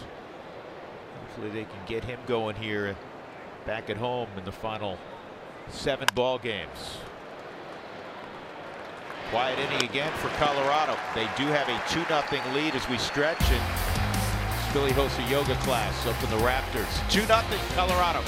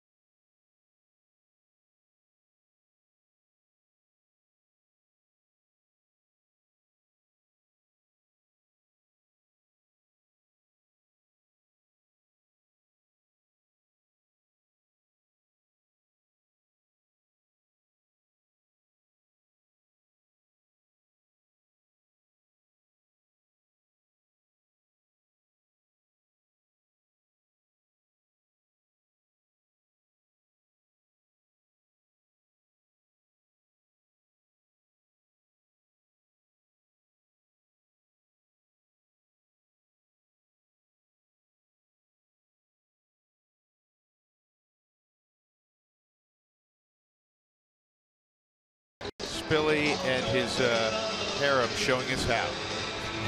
Spilates, that's what it is. Oh my goodness. What have we started? I'm not sure. But then it becomes, why do we want to try to stop it? I would not. No way we're interfering. No. It's working. Nor should we. Freeland and Spilly's little harem up there have the Rockies leading 2-0 as we go to the bottom of the 7th inning. Here's the Kubota pitching performance so far for Kyle Freeland. Kind of more of what we've seen every outing this year. Not a whole lot for the opposition. No, the 6 strikeouts, just a couple ground ball outs. 9 flyouts, but really only the one to deep left field.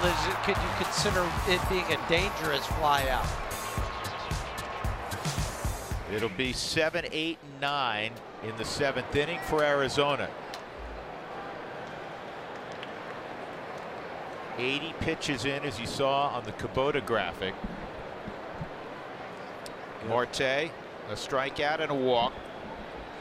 He'll lead it off. You have 54 of the 80 pitches in the strike zone.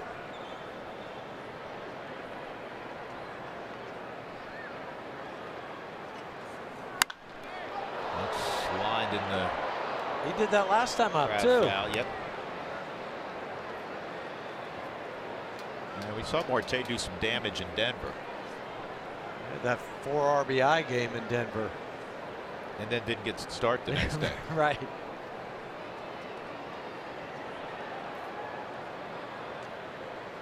One thing to keep in mind also is that Ottavino worked Friday and Saturday.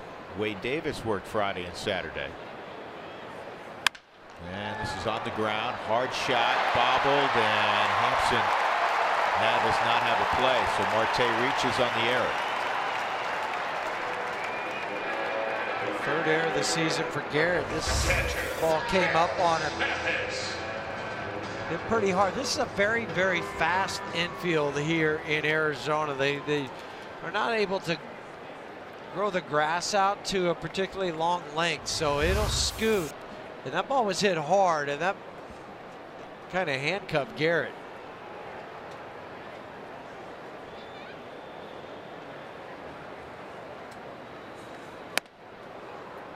Cutter up, swung through on the first delivery to Jeff Mathis. It's 0-1.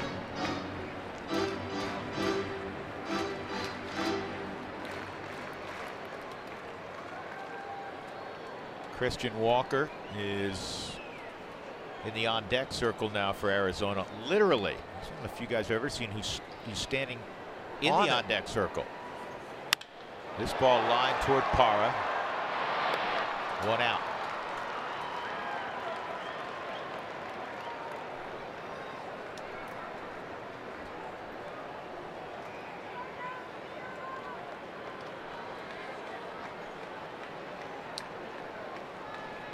Pitch hitting for Chase Diekman, number 53, Christian Walker.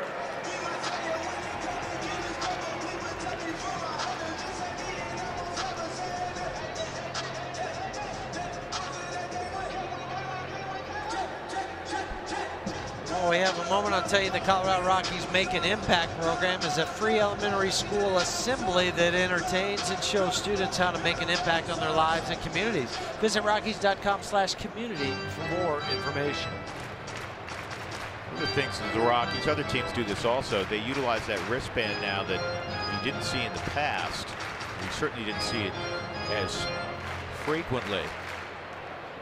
And with the limit of mound visits, he went out and had a mound visit, but he didn't have to have a pitching coach with him because he has Christian Walker, I'm sure, somewhere on that wristband and how they want to pitch him.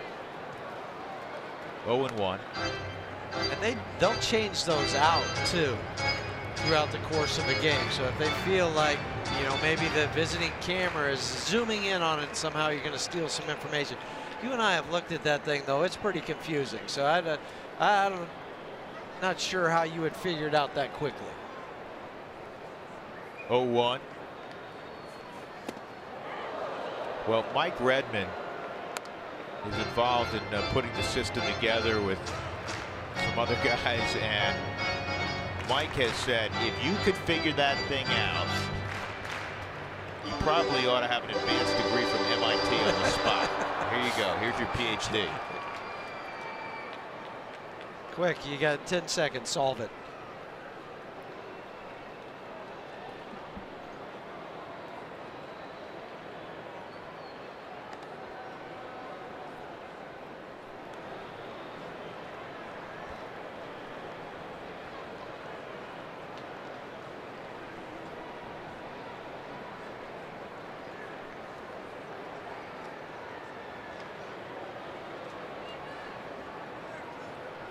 Marte's at first. He reached on the miscue by Hampson. 1 out. And this is popped up. DJ. 2 outs. Scott Oberg is up in the Rockies' pen, but the pitch count is such for Kyle that if he can get Chris Owings in an expeditious manner, you could see him go out for the 8th inning. The one other thing, his spot's not immediately coming up. The Rockies have Arenado leading off next inning. The one other thing that Buddy Black and Steve Foster away, I mean, they're going to see the eyeball test, number 1. But 4th time through the lineup, because in the 8th, it'll be the top of the order again. Yeah, and I think that would be something that I would lean heavily at. And it's one thing if it's the 4th time through the lineup, but where he's at in the lineup. So if you get Owings, then it would be 2, 3, 4 for Arizona. And Oberg's had, what, 3 days off now. Oberg's fully rested. You could flip Escobar to the left side where his numbers aren't as good. You got Goldschmidt, and then hopefully, you know, nobody on, then you're facing Peralta. It could be a mix and match with Chris Rustin getting up. Where Scott gets the first couple guys. Always thinking ahead.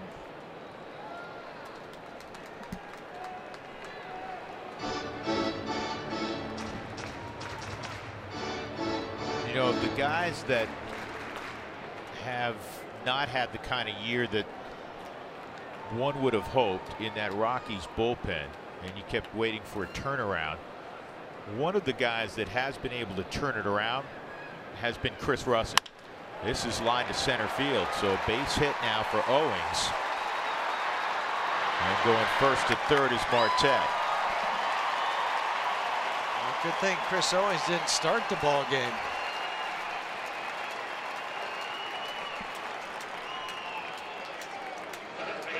He's come in for Steven Souza Jr. and 2 base hits.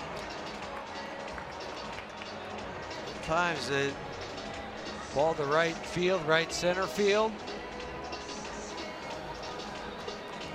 Going all the way first to third was Marte. Charlie, right thing there. He just threw it to second base. Buddy wants to converse. This is not necessarily to make a change. Escobar 2 for 3.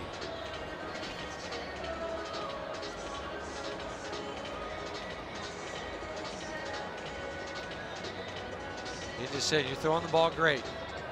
Let's go." That was the encouraging Buddy Black.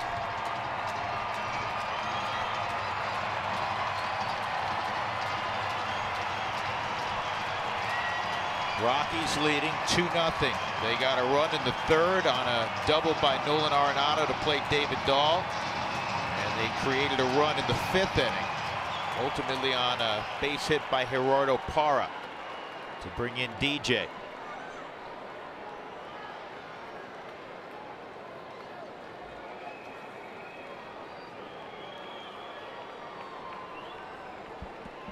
As has been the case throughout September, nothing easy.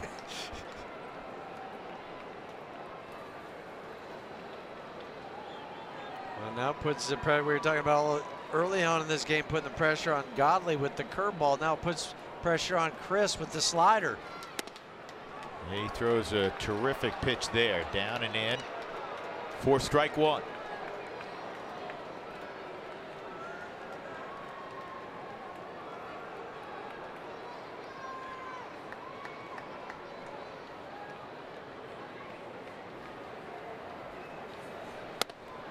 Oh, and 2, cutter Right. up. Yeah, down and in with the cutter on the Subaru strike zone, and then up and in. Same pitch, both at 88 miles an hour. Backdoor slider. I think you're going to have to go out there, just try to see if you can get him or back foot, one of the two. They went slider, and that didn't miss by much. 1 and 2. But I like the location of that down. Hard to get beat with anything down. Fouled it off. Meaning beat with a home run. Those are easier to elevate. Love the determination, love the fire. This guy snatched the baseball on the return throw. And I think he knows this is it, that he's going to empty the tank right now.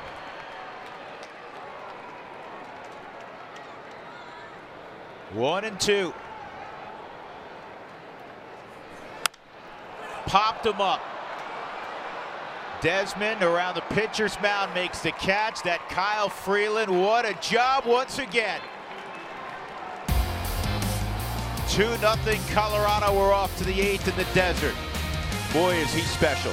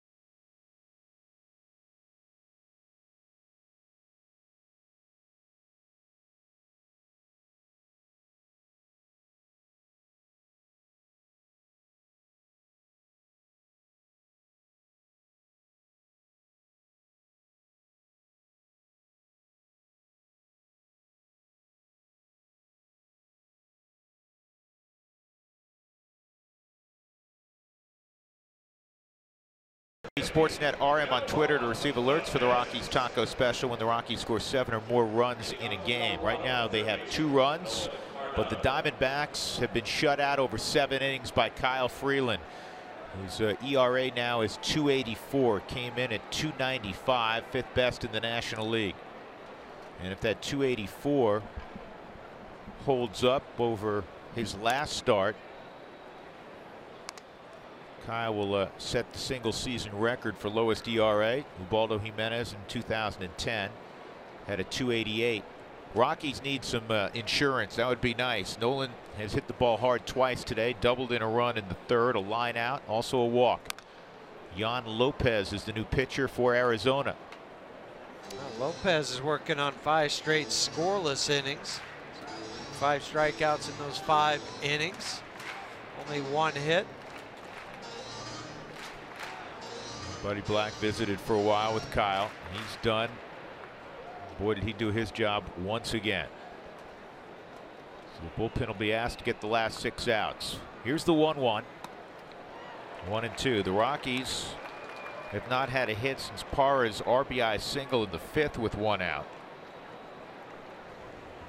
7 straight retired by Arizona.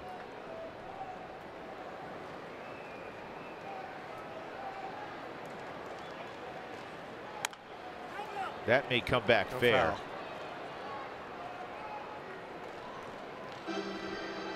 Well, here's the answer on Adam Ottavino. He may have pitched Friday. He may have pitched Saturday. He's going to pitch on Sunday also. You know what? You got plenty of time to rest in the offseason. He had 5 pitches last night. That was it. 5 for 5 in his inning of work.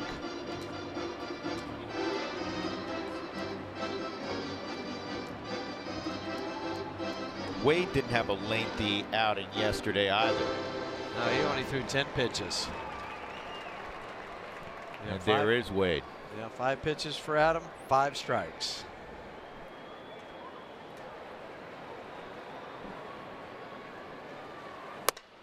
And Nolan strikes out on a 98-mile-an-hour fastball. 1 out. And that'll bring up Parra. Left fielder, Gerardo Parra. Again, St. Louis won today. They swept the Giants. So right now they're 2 up on the Rockies in the wild card. And the Dodgers are going to win today at home over San Diego. They're up 10-0 in the 7th. They started the day a game and a half ahead of the Rockies in the West. Strike 1 on Parra. Do you know right now the Rockies do not have a player in the top 10 in hitting in the National League, and I was wondering, boy, has that ever happened in the history of the Rockies? It happened one time in '94 when the Big Cat, who won a batting title in '93, finished 11th. That's fouled off. 0-2. Well, this is going to be the first time since 2013 they don't lead the league in hitting. And the Rockies are only 4th in runs scored in the National League, and it'll be the first time they don't lead the league in runs scored since 2013.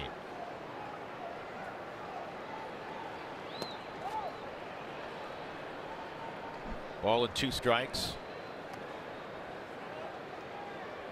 And the Rockies have never had a season where they didn't have a 300 hitter. And right now, you'd have to see Nolan get super hot. He was well over 300, but he's had a rough few weeks. He came into the game 292.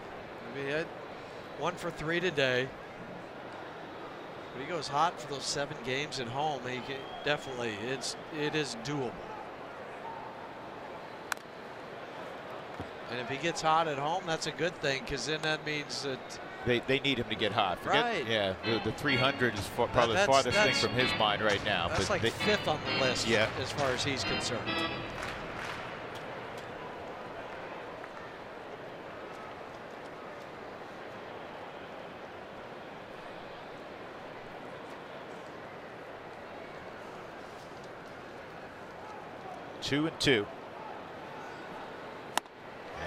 Another strikeout. All of a sudden, the Rockies can't even put the ball in play. Bradley, a scoreless inning, struck out 2. Diekman, a scoreless inning, struck out 2. And now Lopez here in the 8th has struck out the first 2 he's faced. 6 out of the last 8 guys coming to the plate have struck out. And only one of them looking, and that was Kyle Freeland. Desmond, a strikeout. Fly ball down the right field line in which Souza made a nice running catch on. Also a 6-4-3 double play. Ball 1. The Rockies are 46-28 since that home run. We're talking about great road moments. That home run DJ hit to turn around that game in the top of the 9th inning in San Francisco. That 46-28 mark is the best in the National League. That's a strike.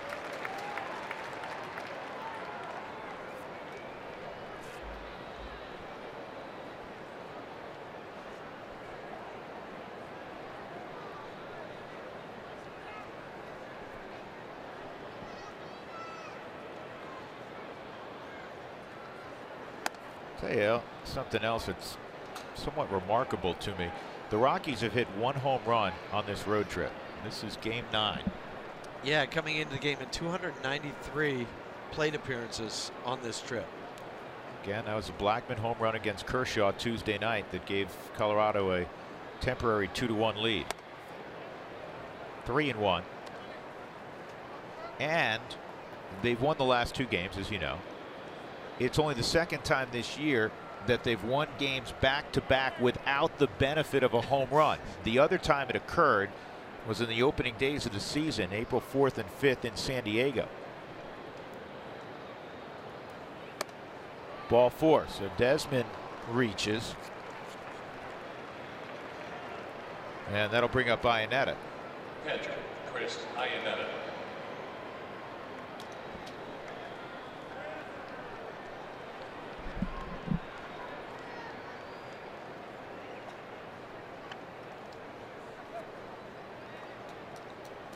Trying to think along with Desi over at first. Yep.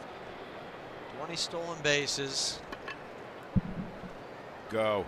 Yeah, that's what I'm thinking.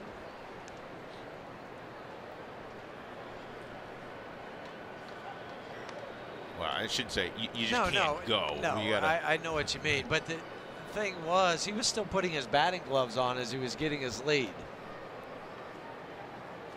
Probably an indication he wasn't going to go there. Right.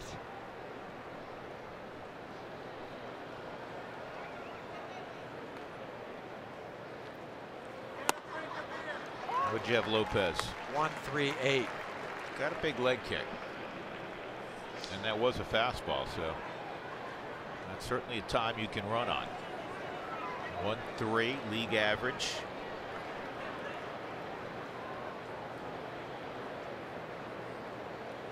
One strike on Chris. Does he not going? Inside.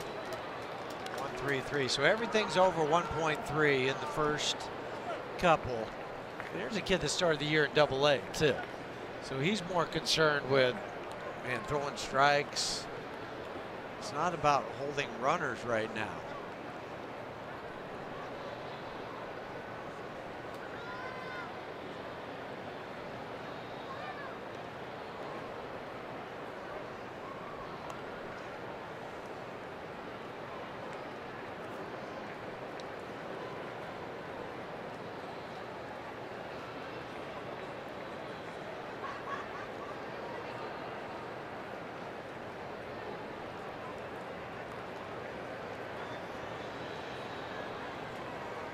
Pitch out, nothing going on. 2-1. How many times did you run in your career after a pitch out? A lot, because managers don't like to throw back-to-back pitch outs. Every once in a great while, you'll see the back-to-back pitch out. If they do, tip your cap, right? Exactly. If they have the guts to do it, then let them. It's going to get a throw over first.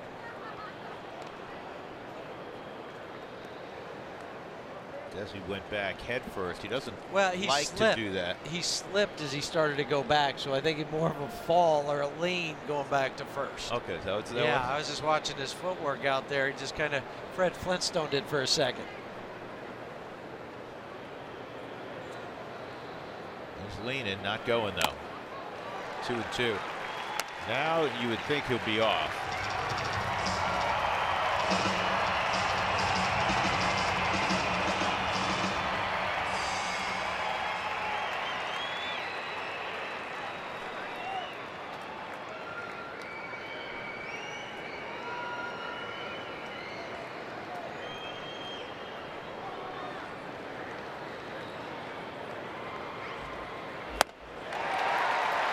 Iannetta strikes out. That ends the top of the 8th inning. The Rockies are going to turn it over to Adam Ottavino. When we come back, they lead 2-0.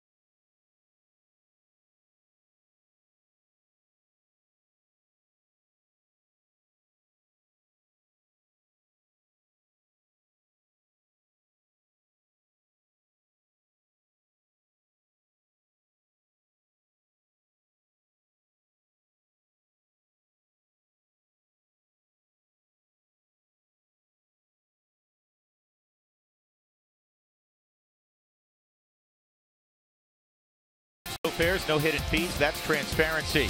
By Dish Network, better TV for all.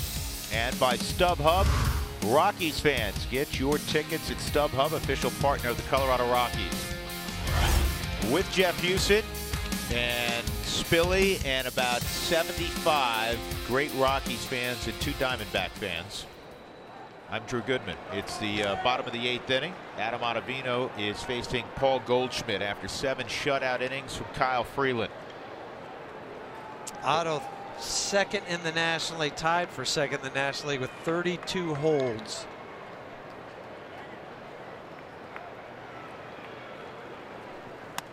And that slider touched the outside corner. It's 1-1. He may have gotten a break there. It's generous on that Subaru strike zone. Goldie 6 for 12 lifetime against Adam, but 3 of those 6 have left the yard.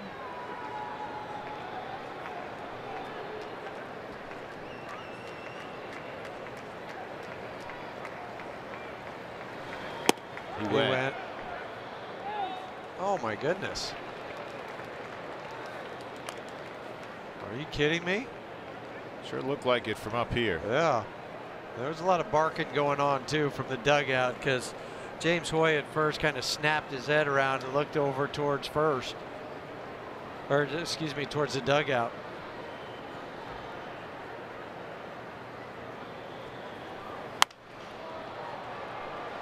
That's out of play. 2-2.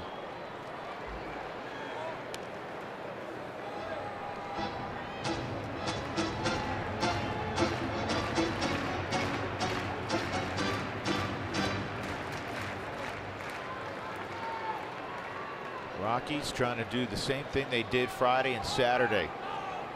Let Adam Ottavino handle the 8th and Wade Davis the 9th. It's a pretty good recipe for success. 2-2. And that's one of the harder fastballs we've seen Otto 96. throw in a while. I think there's a little adrenaline. Yeah.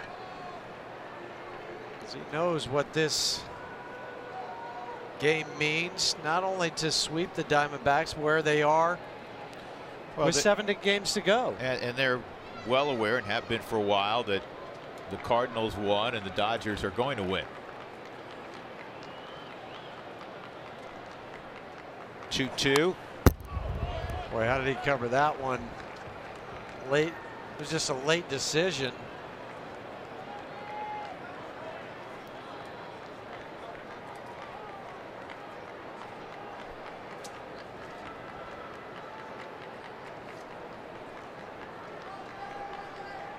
Kyle Freeland, 7 shutout innings, 7 hits, a walk, 6 strikeouts.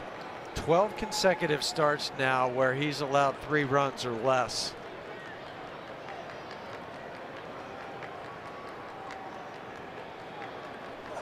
Two, strike 3. Goldschmidt out, number 1 in the 8th inning.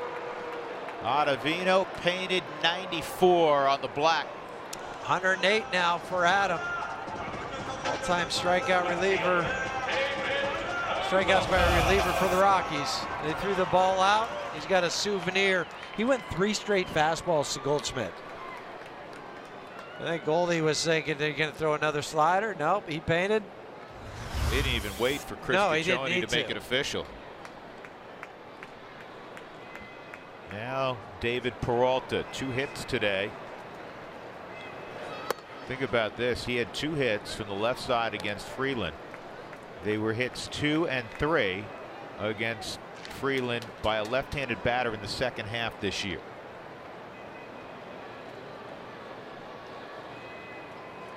Tell those Mike Pinarelli's big pause on that. 2-0. Clubhouse manager for the Rockies.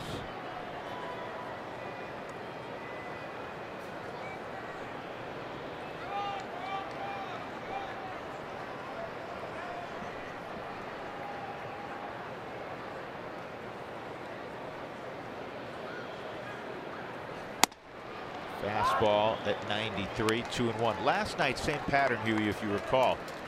A little more fastball than slider from Otto. Well, because I think he kind of fallen into that rut of a lot of sliders. He lost the feel for that fastball command, but he needs to be able to command it to get to the slider.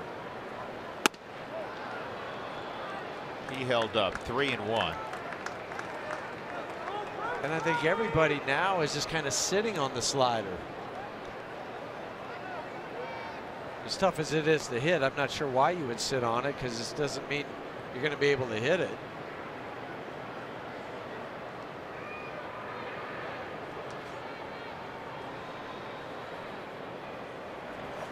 Whoa, that got away, and now you have a base runner. And in a 2-0 game, I need not tell you, every time you have a base runner, the tying run comes to the plate. 1-2 with Adam with the higher leg kick. A lot of times that guy will steal. It's been an issue. Even with guys that don't steal bases. And Peralta 4 for 4 on the season. Because you don't look for him to run. But if you remember, he did it a couple times in the series in Colorado. It's still at this juncture for me, with some big swing guys in Ahmed and Pollock, not a wise decision down 2 runs. Outside. No, but if you can get that free 90, I agree with you. Maybe not right here, but maybe the next guy, if he feels like he could. But you have to be 100% certain if you're going to go. Not even 99.9.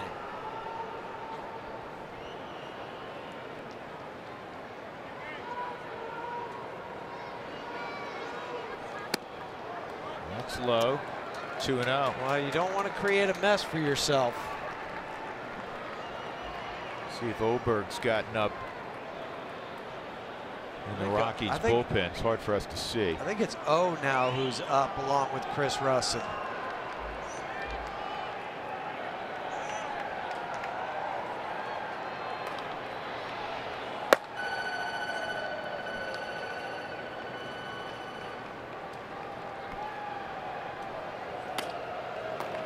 Well, a baseball had come onto the field in left field. That's what the holdup is here.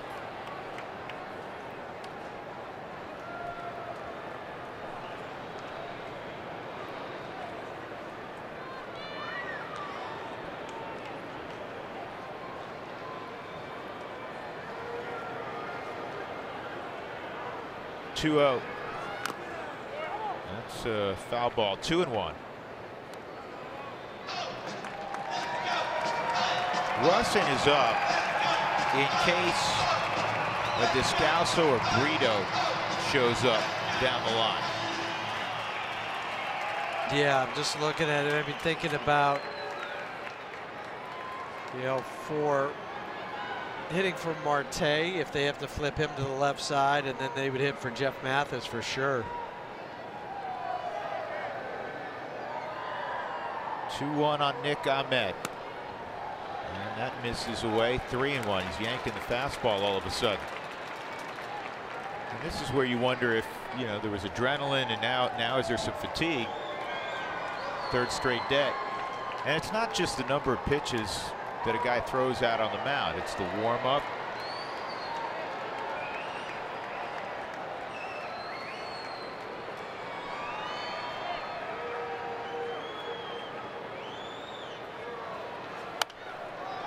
Out of play. 3-2.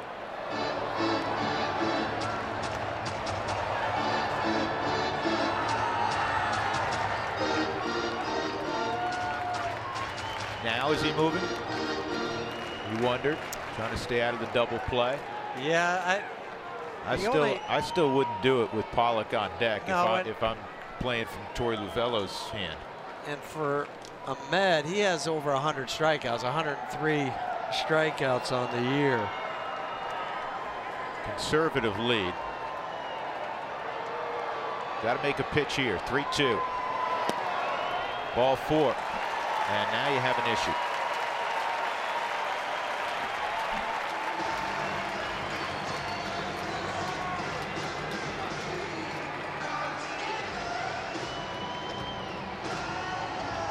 He's going to 0 in the bullpen.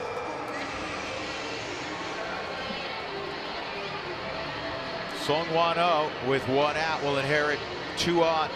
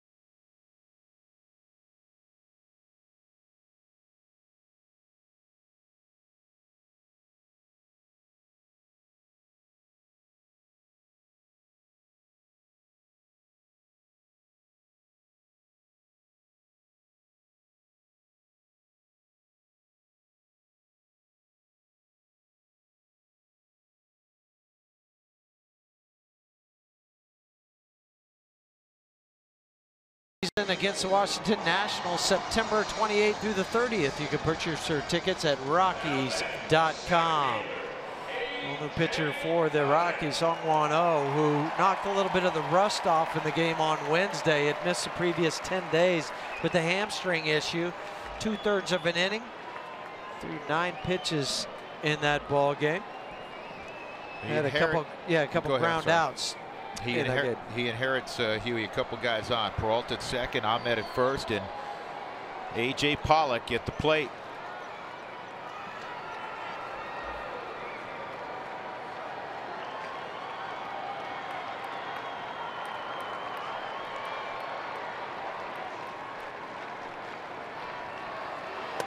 And Pollock went around. That's a break. He was geared up to hit the fastball wherever it was. That one was helmet high. 0-1. Pollock a single and 2 ground outs.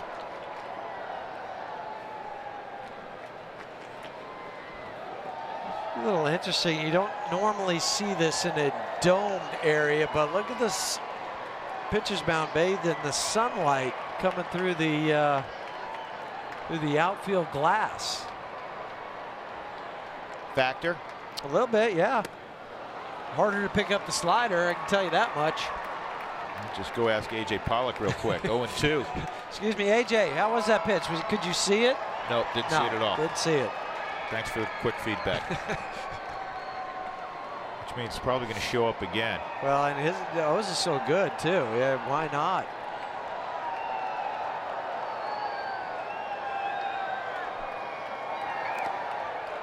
Good block by Iannetta. It was a slider. 1-2. Now with Marte on deck, the Rockies will almost undoubtedly stay with O. Just because of the splits. Because of the splits. Better from the right side than the left side. But does Descalso take the at bat? 1-2. Well, if he does, then I think it makes it easy for you to go to. You go to Chris Russell.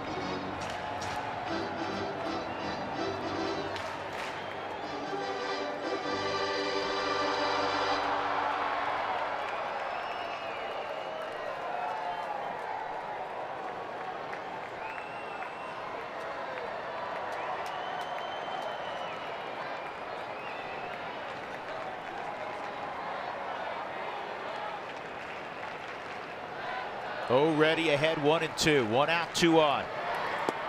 Did he go? Nope. 2-2.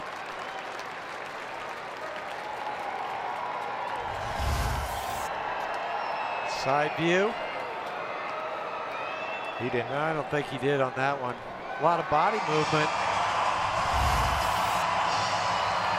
This is the 70th appearance combined between Colorado and Toronto for Song Wan-Oh, and it is an important one because his contract now vests for next year, $2.5 million, which is great news for the Rockies because those have been terrific in a Rockies uniform.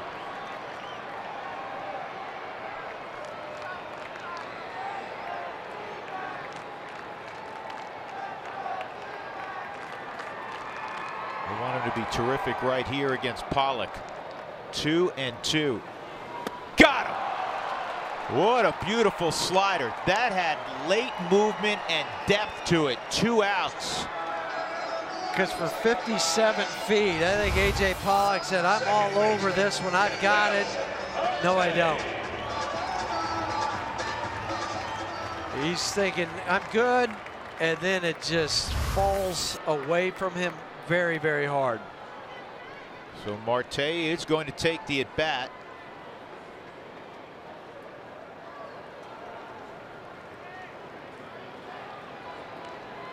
He's an aggressive hitter. And he hits it in the air right at Charlie.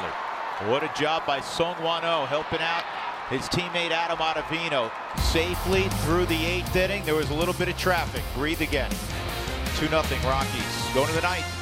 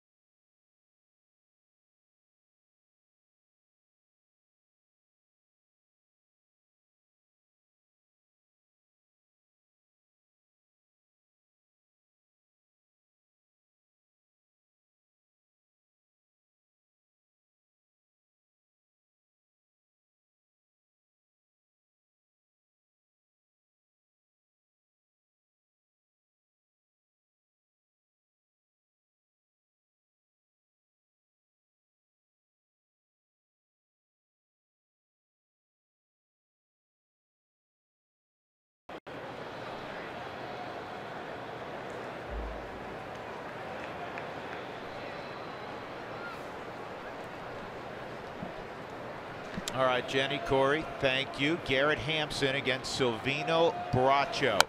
And he fouls off that fastball. The Rockies, goes without saying, would love to get a little insurance here. It's been 2-0 for a while, and the Rockies' bats have been dormant. They have not had a hit since the 5th inning, that RBI single by Gerardo Parra. And they've been doing a lot of swinging and missing. 3 strikeouts last inning, and 2 in the 7th, 2 in the 6th. Back-to-back days for Bracho to appear. And that ball is loud toward left center field. Get down. The catch not secured, and Hampson will go to second. It'll be a double. Peralta laid out, couldn't hang on. So speed at second on that line sinking double off the bat of the rookie Garrett Hampson. Well, this ball was hit hard. You're kind of expecting Peralta to make the catch. It wasn't able to secure it. I think this hit him in the palm of the glove. And then when he went to go dive, he wasn't able to secure it. So a double for Garrett, second one this year. Raimel Tapia is going to pinch hit for O. I'm just seeing it because they have Andrew Chafin warming up. Well, you know, Tapia's up there to bunt, one would assume. No, I know, but that's what I'm saying. With Charlie on deck, why wouldn't you bring the left-hander in? Maybe they're waiting, you know, one hitter. I don't know.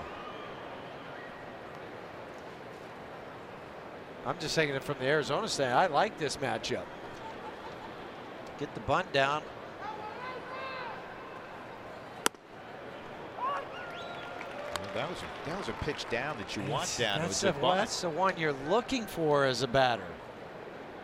Because it's easy to bunt the top half of the baseball to get it on the ground immediately.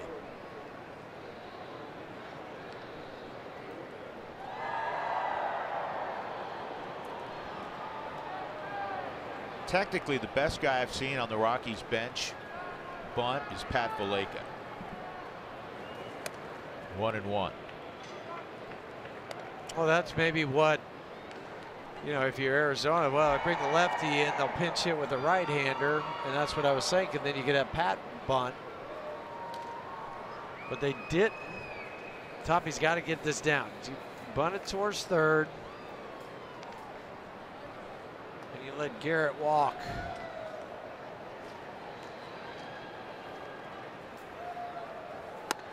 That was not a good attempt. I don't even know. I think he pulled it back. I wasn't even sure if he. So now it's 1-2. You can see Tapia's frustration with himself. See, well, no, he pulled it back. Then he said, "Wait, it's a strike. I got to make a stab at it."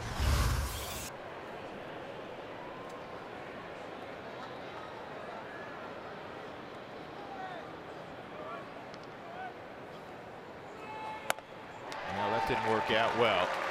1 out. Tapia's gone, and Blackman will come up. They're just going to put him on. This is why they didn't bring Chafin on. Center fielder, Charlie Blackman. Charlie, you don't even need to worry about, you know, tightening your batting gloves. Just drop the bat. Charlie's had a lot of success. 8 for 24 against Chafin if they did go in that direction.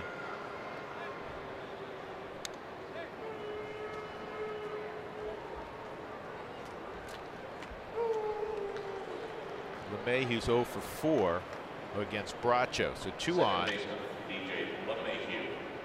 I like this. DJ's still taking his time, though.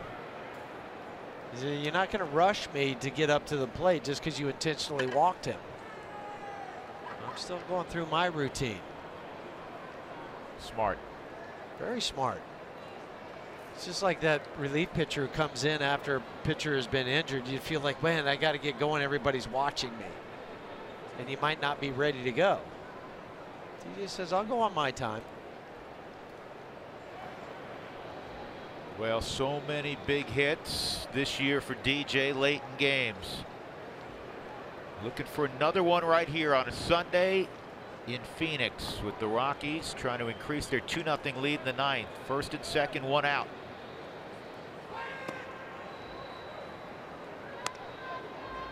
David Dahl's on deck. DJ's had another productive day. 2 singles and a walk. Run scored.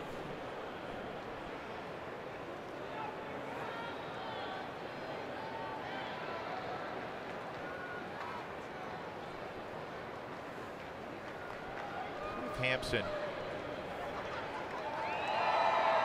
bouncing around a little bit. He's been out there a little bit with Bracho. So if he sees a pattern. Well, or try to steal signs as a base runner. The first thing I'm going to look for is the second sign or the first sign after 2. I'll start there. Here's the real helpful thing. You got a guy who's 6'4" in the right-handed side of the box. To third. And this will be an inning-ending double play. So again, the Rockies, they had a leadoff double. They just can't get that big hit. But they have a 2-0 lead. They need 3 more outs. Wade Davis time.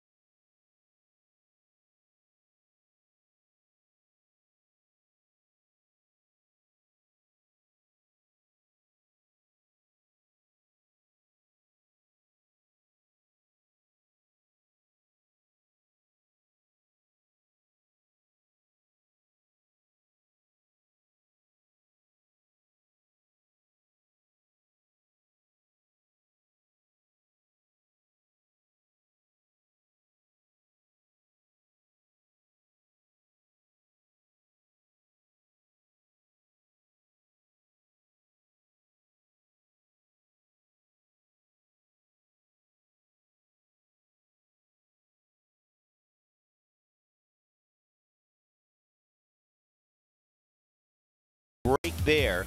One of the leading candidates for the Cy Young Award in the National League. The Rockies will miss him. That's a good thing. Eflin, Velasquez, Pivetta. They'll see Jake Arrieta. But he's not the same Jake Arrieta that he was 2-3 years ago in Chicago. Right now, it's all about Wade Davis. He needs 3 outs. He's going to see a string of pinch hitters. John Jay, who's 0 for 6 against Davis, will be first up with Descalso on deck. Curveball and a good one, strike 1. Wade's been in a great place the last 15 games. In those 15 innings, just 6 hits allowed and .6 ERA. He's had 9 of those 15. They've been 1-2-3 innings. 1-1.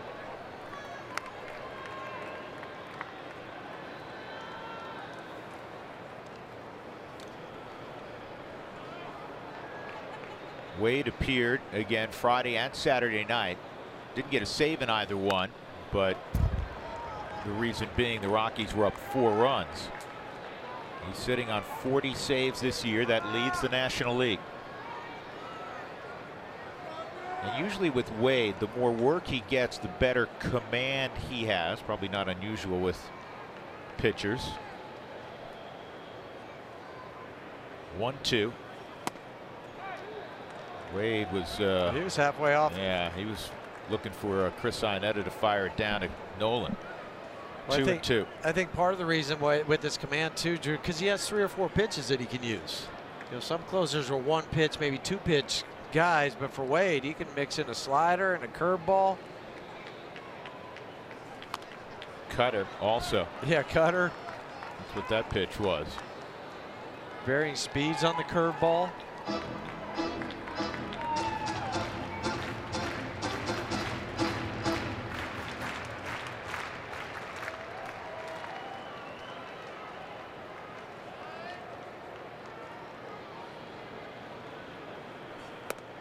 Now it's 3-2.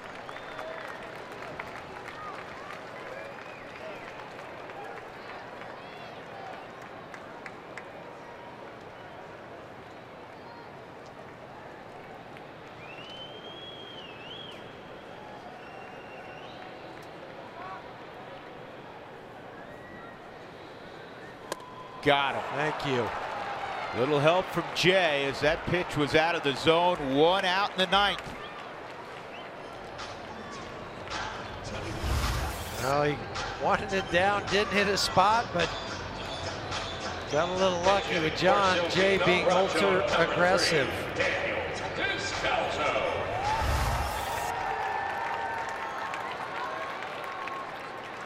You get Descalso, who on the year is 10 for 35 pinch hitting at the home run and 5 RBIs. But he's 0 for 7 against Wade in his career. Ball 1. Chris Owings on deck. Owings came into the ball game fairly early on when Steven Souza had to depart. Never got a update as to why. We think it was a strain in the back just by how he was reacting at the plate in his second AB. 1 ball, 1 strike. 2-0 Colorado. And now we are told back spasms.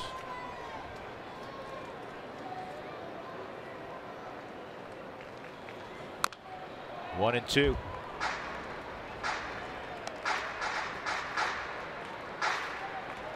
Rockies looking for their 85th win.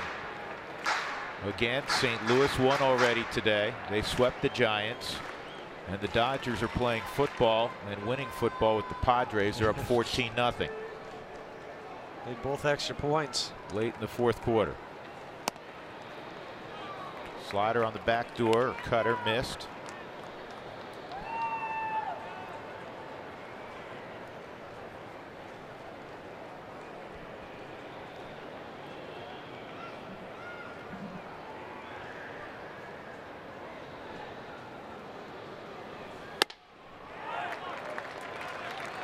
And now another 3-2 count. And for the 3rd straight inning, I feel it necessary to tell you nothing easy. I was just reminding myself to breathe. Yeah, it just makes me feel better saying that. 3-2. Ground ball right at Desmond. And to Davis, 2 outs. See everybody, you see Desmond, he went down to a knee, which you can do on the right side, making absolutely certain that he was going to field that. Chris Owings with 2 outs. Well, smart by Desi. You know, don't take a chance. They got 2 outs. It's Nolan just going over there making sure Wade caught his breath after having to go make that 3-1. Yeah. That's all it was. Smart little play. Yep. Well, and Chris Owings did a couple of hits. Yeah, he's come off the bench, 2 for 2. This year against the Rockies, 11 for 24 for Owings.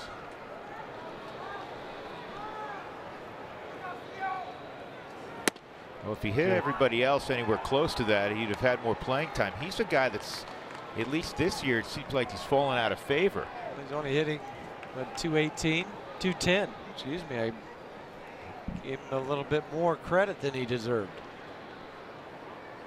First pitch in there. Here's the 0-1. 1-1.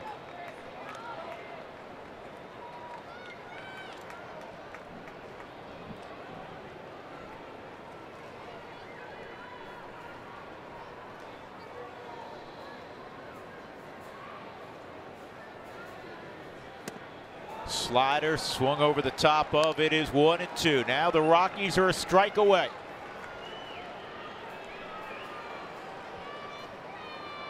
Finish this up. Get your third road sweep of the year.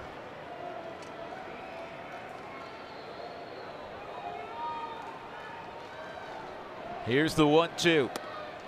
Ooh. Close, 2-2, just inside.